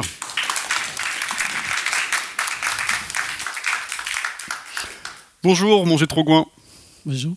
Vous êtes informaticien actuellement en 3e année de doctorat au laboratoire d'informatique de l'Université du Havre Normandie et vous travaillez sur la sécurisation par les technologies blockchain des transactions dans la plateforme de données au niveau des smart territoires. C'est donc un sujet où il est question de villes connectées, de sécurisation des données et de technologies blockchain qui permet des transactions numériques décentralisées, sécurisées et transparentes. Vous allez nous expliquer tout ça en détail. Merci. Bonjour à tous. Je suis très ravi de vous présenter mes travaux de recherche sur le rétablissement de la confiance numérique au niveau des plateformes des données dans les smart territoires grâce à la technologie blockchain. Alors là, on parle de smart territoire. C'est un concept assez nouveau. En français, territoire intelligent, mais c'est un concept qui, avec un dérivé anglais, smart territoire, qui est acceptable pour mieux l'expliquer. Donc on va laisser ce concept de côté puisque c'est un peu théorique. On va expliquer ça à l'aide des exemples. Donc on va imaginer la ville havraise dans le futur. Donc ça, c'est la ville havraise. Les maisons, ils sont connectées à des systèmes énergétiques qu'on appelle des smart grids. C'est des systèmes énergétiques couplés de plusieurs types d'énergie, éolienne, photovoltaïque et par exemple EDF. Donc là, sur ces maisons, on installe ce qu'on appelle des capteurs intelligents. Ou en d'autres termes, c'est des compteurs intelligents qui vont récupérer les informations de consommation énergétique de la maison et l'envoyer, par exemple, au distributeur d'énergie. et à l'aide de ces données, on va pouvoir mieux distribuer l'énergie. Un autre exemple, ça c'est la rue Havraise, ou une rue au Havre. Donc dans cette rue, ou sur cette rue, on a des voitures, les gens qui se déplacent. Et sur ces voitures, il y a des systèmes embarqués avec des applications, des caméras. Et quand les gens, les usagers, ils sortent dans la rue, ben, ces systèmes, ils vont envoyer des données, par exemple des données de géolocalisation, avec des caméras embarquées qui prennent par exemple l'état de la circulation. Ils l'envoient par exemple au service de la circulation. Et à l'aide de ça, quand vous sortez avec votre voiture sur une application, il vous dit, ben, si vous passez par ici, c'est mieux, moins d'embouteillage, etc. Un autre petit exemple, ça c'est un hôpital dans la ville du Havre. Donc les données, une fiche médicale pour un patient par exemple, la maladie dont il souffre, les données sur, etc. sur sa maladie. Donc le ministère par exemple de la Santé pourront utiliser ces données et des chercheurs par exemple dans le domaine médical ou des médecins pourront réutiliser ces données en après. Donc si on revient sur le concept, on voit que la ville du Havre, dans le futur, c'est une ville qui exploite leurs données ou ces données de manière intelligente. Donc, une ville intelligente, Smart Territoire, c'est une ville qui exploite ces données de manière intelligente en utilisant notamment des nouvelles technologies de l'information et de communication. Donc, en utilisant ces technologies, ces villes améliorent l'efficacité des opérations et des services urbains. Ça améliore aussi la qualité de vie des citoyens, comme on vient de le voir dans les exemples précédents. Ça améliore aussi, ça nous conduit aussi vers un développement beaucoup plus durable. Maintenant, si on regarde, il existe une étroite relation entre les données et les smart territoires, ou les villes intelligentes, ou les territoires intelligents. C'est-à-dire, les données constituent un élément fondamental pour l'évolution de ces territoires. Quand on va collecter, par exemple, toutes ces données, on va les envoyer au niveau des plateformes des données. On va les traiter, les partager entre les différents acteurs, les utilisateurs. Et ça va permettre de faire mieux évoluer les villes. Mais il y a des petits soucis. Quand on va partager des données à des gens, par exemple, des acteurs qu'on ne connaît pas, on va commencer à se questionner sur certains aspects. Par exemple, la confidentialité des données, la sécurité des données, la transparence des données. Et quand on englobe ces différents aspects, ça nous ramène à une problématique d'envergure qu'on appelle la confiance numérique. La confiance numérique, c'est en fait quelque chose où c'est l'assurance que vous allez placer, par exemple, dans une entité qui va gérer vos données, mais notamment sur le plan sécuritaire. Donc, c'est une problématique d'envergure. Maintenant, on va essayer d'aborder cette problématique et de regarder, quand on va gérer les données au niveau des villes intelligentes, les smart territoires, quelles sont les plateformes des données qui sont plus à même, adaptables pour la manipulation, la gestion de ces données. Aujourd'hui, quand on regarde dans la littérature, il y a tout un ensemble, toute une variété de catégories de plateformes. Il y a les plateformes qui sont dites ouvertes. Alors, les données sont exposées dans ces plateformes, accessibles presque à tout le monde. Il y a un problème de confidentialité puisque tout le monde y accède. Donc, quand on a des acteurs en concurrence, ce n'est pas des plateformes qui sont plus adaptables, plus adaptées. On a plusieurs exemples. Par exemple, HAL, Archive, c'est des plateformes qui permettent de partager des documents de recherche, etc. On a une autre catégorie de plateformes, c'est des plateformes qui sont plutôt fermées, c'est-à-dire qu'il y a des conditions pour y accéder. Mais généralement, ces données, les données au niveau de ces plateformes sont centralisées. Et souvent, il y a manipulation frauduleuse de ces données. Un exemple assez concret, en 2014, Facebook a été impliqué, par exemple, dans l'utilisation à l'insu des données, alors de l'utilisation des données de ces utilisateurs à l'insu des utilisateurs. Donc, il y a beaucoup d'exemples pour ces modèles de plateformes. Google, Dropbox, Facebook, etc. Donc, revient le problème ou la problématique de confiance numérique. On sait que les données sont en quelque sorte sécurisées, mais si l'entité derrière ces plateformes veut accéder à vos données, elles peuvent le faire. Il y a une autre catégorie de plateformes, c'est les plateformes basées sur la technologie blockchain. Donc, c'est plutôt des plateformes qui sont décentralisées et où il y a de la transparence. Donc, c'est des plateformes qui fonctionnent plutôt sans tiers de confiance. Donc, un tiers de confiance, c'est quelqu'un, une entité à qui on va faire confiance pour la gestion de ces données. Et c'est des plateformes qui sont dites décentralisées. Les données ne sont pas stockées à un seul endroit. Ils sont éparpillés sur des milliers de serveurs, de grosses machines à travers le monde. Maintenant, je parle de blockchain. On va voir ce que c'est. La blockchain, c'est quoi? La blockchain, en quelque sorte, c'est une technologie de stockage et de transmission d'informations sur des réseaux sur Internet de manière sécurisée, transparente et qui fonctionne notamment sans organe central de contrôle. Comprenez la blockchain comme un grand livre où on va ajouter des pages et sur chaque page, on va enregistrer une identité de la page précédente. C'est-à-dire, si vous allez modifier une page, il vous demande, il faut monter vers la page précédente et ainsi de suite. Imaginez un livre avec des milliers de pages. Donc, c'est difficile de falsifier des informations dans un livre comme ça. Donc, la blockchain est décentralisée, comme on vient de le voir, c'est-à-dire les données ne sont pas stockées à un seul endroit, mais sur les différentes machines qu'on appelle les nœuds du réseau et qui participent au fonctionnement de ce réseau. C'est-à-dire, chaque machine qui participe au fonctionnement du réseau en garde une copie complète et mise à jour du système. Et les transactions dans une blockchain sont rangées dans des blocs. Donc, à chaque fois qu'on va ajouter des blocs qui va former une chaîne, d'où le nom blockchain. Et c'est sécurisé à l'aide des protocoles qu'on vient de voir. Et c'est transparent puisque sur une blockchain, on peut remonter à toutes les transactions qui ont été effectuées depuis la création. C'est infalsifiable. On ne peut pas supprimer les données. On ne peut pas les falsifier. Maintenant, l'objectif de mes travaux de recherche, c'est de prendre cette technologie, de l'utiliser pour créer des modèles de plateformes qui sont adaptés au contexte de smart territoires ou des territoires intelligents. Donc, on va créer des plateformes qui vont nous permettre de stocker des données. Et les acteurs au niveau de ces plateformes qui veulent se partager des données, ils vont pouvoir définir ce qu'on appelle des contrats. C'est comme si vous voulez vendre une voiture, une maison à quelqu'un, vous allez chez un notaire. Donc, vous définissez un contrat entre les deux acteurs. Donc là, on va définir ce qu'on appelle des contrats, une forme de consentement. Et ce consentement, on va l'enregistrer au niveau d'une blockchain. Et à chaque fois, on va vérifier quand un acteur veut accéder aux données d'un autre acteur, s'il existe un consentement. Donc regardez, c'est un peu ça le modèle. On a un propriétaire de données qui va enregistrer des données au niveau d'une base de données. Ensuite, il va enregistrer ce qu'on appelle une déclaration de politique d'utilisation. C'est-à-dire, il dit, moi, j'enregistre mes données médicales par exemple, et il n'y a que les médecins-chercheurs qui peuvent accéder à mes données. Il y a un potentiel accesseur qui va chercher des données. Il dit, moi, je cherche des données par exemple, je suis médecin-chercheur, par un processus de vérification. Donc, on va vérifier vraiment est-ce que cette personne-là est vraiment médecin-chercheur. Et puis, il va enregistrer une déclaration d'objectif d'utilisation. C'est-à-dire, il dit, moi, je suis médecin-chercheur, je cherche des données à des fins de recherche, etc. Et à l'aide de cette déclaration, on constitue ce qu'on appelle le consentement entre les deux parties.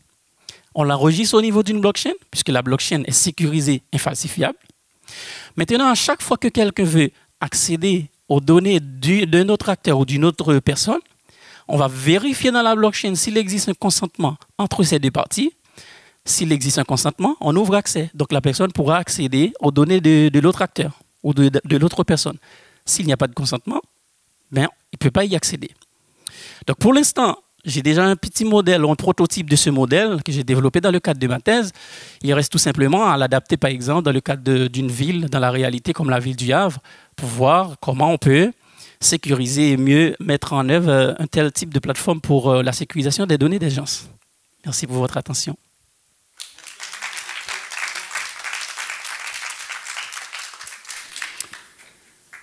C'est maintenant le moment pour vous de poser vos questions à Mangétro Gouin. Y a-t-il des questions dans la salle pour lui? Une question ici, je vous en prie. Oui, merci beaucoup pour votre présentation sur un sujet où je ne connais absolument rien. Donc j'ai un point de vue très néophyte sur la question. J'ai cru comprendre que vous travaillez sur la sécurisation des données d'une technologie qui est déjà employée. Alors, de manière un petit peu plus large, est-ce que c'est pas un petit peu mettre la charrue avant les bœufs? Et est-ce que vous qui êtes dans le domaine et qui connaissez mieux l'emploi de ces technologies, vous n'avez pas un petit peu peur actuellement qu'elles soient justement démocratisées avant qu'on ait les outils de régulation que vous êtes en train de développer? Et est-ce que le développement de technologies de caméras connectées, etc., dans les villes, peut pas générer un scénario un petit peu à la Skynet ou quelque chose comme ça, ou comme ce qu'on voit en Chine aussi, avec le crédit social? Alors, aujourd'hui, sur le point juridique, il y a plein de questions à se poser concernant la blockchain. C'est-à-dire, c'est une technologie qui est relativement nouvelle, sur laquelle il y a plein de questions à se poser, il y a des évolutions, etc. Donc, comme je l'ai dit, notamment sur le plan juridique, tout n'est pas encore à point. Mais par contre, si on regarde la blockchain depuis sa création en 2008 jusqu'à aujourd'hui, on peut dire que c'est une technologie qui fait sa preuve, notamment en matière de sécurité sur les données. Donc maintenant, à voir, quand on va utiliser par exemple des systèmes de caméras pour de surveillance, etc., il y a un aspect politique et juridique encore derrière. Et puis, quand on va stocker par exemple des données sur les systèmes de véhicules embarqués avec des caméras pour récupérer par exemple l'état de la circulation, il n'y a pas tout le monde qui pourra accéder à ces données-là. Donc c'est au propriétaire de ces données, c'est-à-dire la personne qui se déplace dans sa voiture, qui décide quel acteur peut accéder à mes données. Et c'est pour cela qu'on établit ce système de consentement. C'est-à-dire s'il n'a pas donné son consentement, on ne peut pas y accéder. On ne peut pas accéder à ces données. Donc le propriétaire des données, ce n'est pas l'entreprise qui a les caméras? D'abord, le propriétaire des données, c'est la personne qui se déplace dans sa voiture. Parce que les données que le système va récupérer, données de géolocalisation, état de la circulation par exemple, donc au moment où la personne se déplace, ces données, c'est donné à lui, à elle. Donc si, au niveau du paramétrage de son application, il n'a pas donné accès, il n'a pas donné son consentement pour accéder à ces données, même s'il se déplace, on ne peut pas accéder à ces données. C'est-à-dire, s'il n'a pas défini un consentement pour que des acteurs, par exemple, de la circulation accèdent à ces données, on ne peut pas y accéder.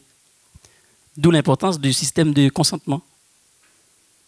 Et peut-être pour prolonger la question, il m'en venait une en vous écoutant. Les villes intelligentes sont actuellement en développement, il y a déjà des prototypes, des villes qui se sont lancées dans ce type de développement. On peut imaginer que les grands acteurs du numérique, Google et autres, vous en avez cité, sont dans les starting blocks. Eux ne fonctionnent pas, autant que je l'ai compris, avec des systèmes de sécurisation de type blockchain, et plutôt ce principe du tiers de confiance. Est-ce qu'une fois que ces grands acteurs auront occupé tout l'espace disponible, il y aura encore de la place pour des solutions comme celles que vous êtes en train de développer? Forcément, parce que c'est deux paradigmes différents. Comme je l'ai expliqué tout à l'heure, quand on enregistre, par exemple, on stocke ces données chez Google ou chez Facebook, on sait bien qu'il y a un niveau de sécurité. Sinon, tout le monde pourrait y accéder. Mais par contre, la différence entre ces deux paradigmes, c'est qu'il y a Google, Facebook derrière ces plateformes en tant qu'entité. Ce qui est différent, quand on a un système blockchain, il n'y a pas d'entité centralisée derrière. C'est plutôt un grand réseau avec des milliers de machines qui participent au fonctionnement du réseau. Donc, il n'y a pas une entité derrière qui gère la sécurité.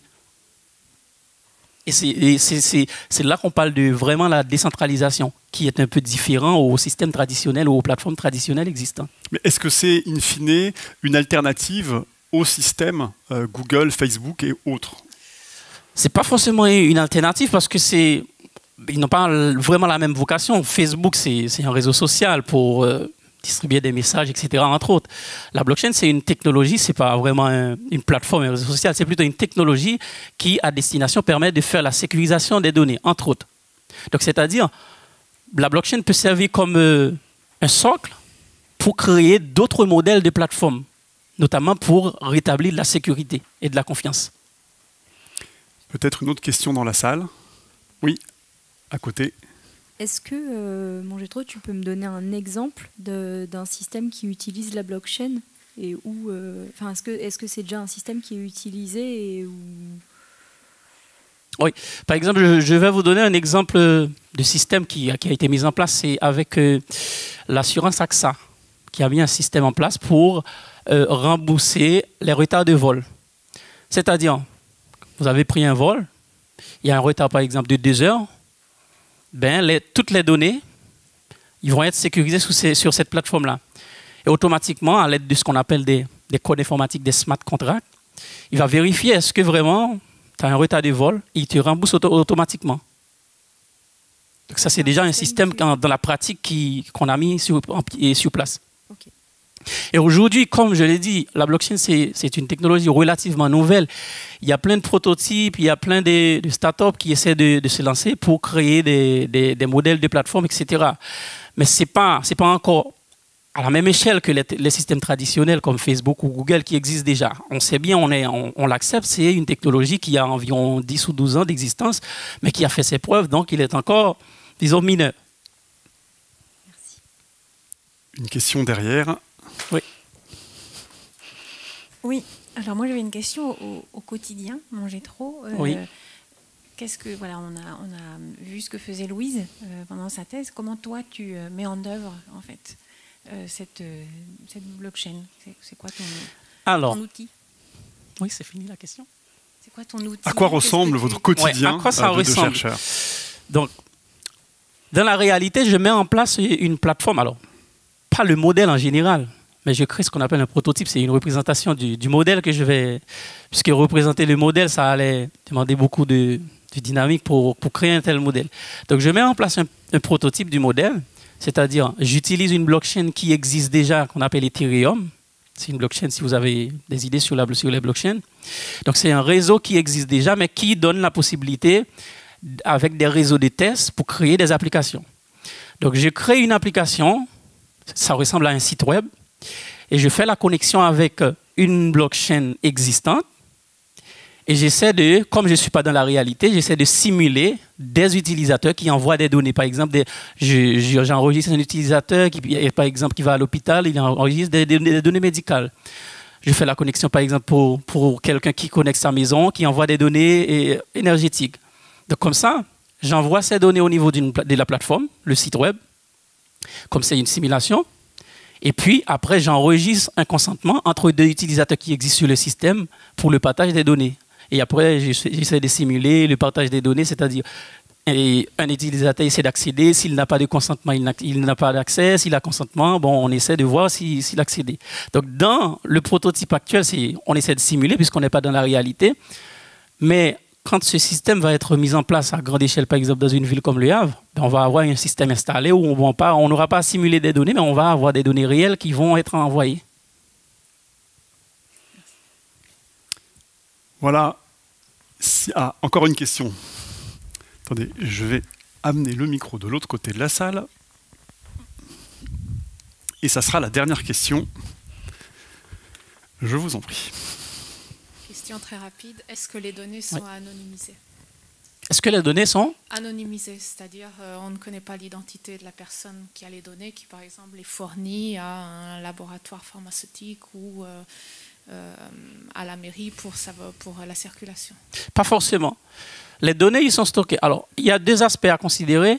Moi, ce que je gère dans ma thèse, c'est surtout l'aspect gestion pour l'accès à ces données. Les données, ils sont stockées sur des systèmes qui sont en dehors de la blockchain. Moi, j'essaie de gérer plutôt l'accès à ces données.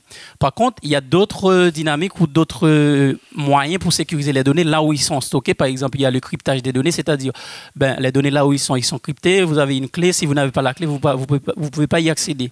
On peut utiliser aussi l'anonymité comme vous venez de le mentionner. Mais ce n'est pas vraiment l'aspect qui m'intéresse dans ma thèse, c'est-à-dire l'aspect là où ces données sont stockées au niveau de la base, mais c'est plutôt l'accès à ces données qui se fait par gestion de consentement, par moyen de la blockchain. Merci Mongetro Gouin. C'était le mot de la fin. Vous pouvez l'applaudir. Je propose que les doctorantes et doctorants qui étaient avec nous pendant la première partie de cette séquence Quad 9 Docteurs nous rejoignent sur la scène. Comme ça, on vous aura tous les 6 pour la photo. Et comme ça, vous aurez la possibilité de les applaudir tous les 6 ensemble. Les doctorantes et doctorants de l'Université du Havre Normandie. Merci à vous de nous avoir fait partager votre quotidien de chercheuses et de chercheurs. Merci à vous dans le public pour votre attention.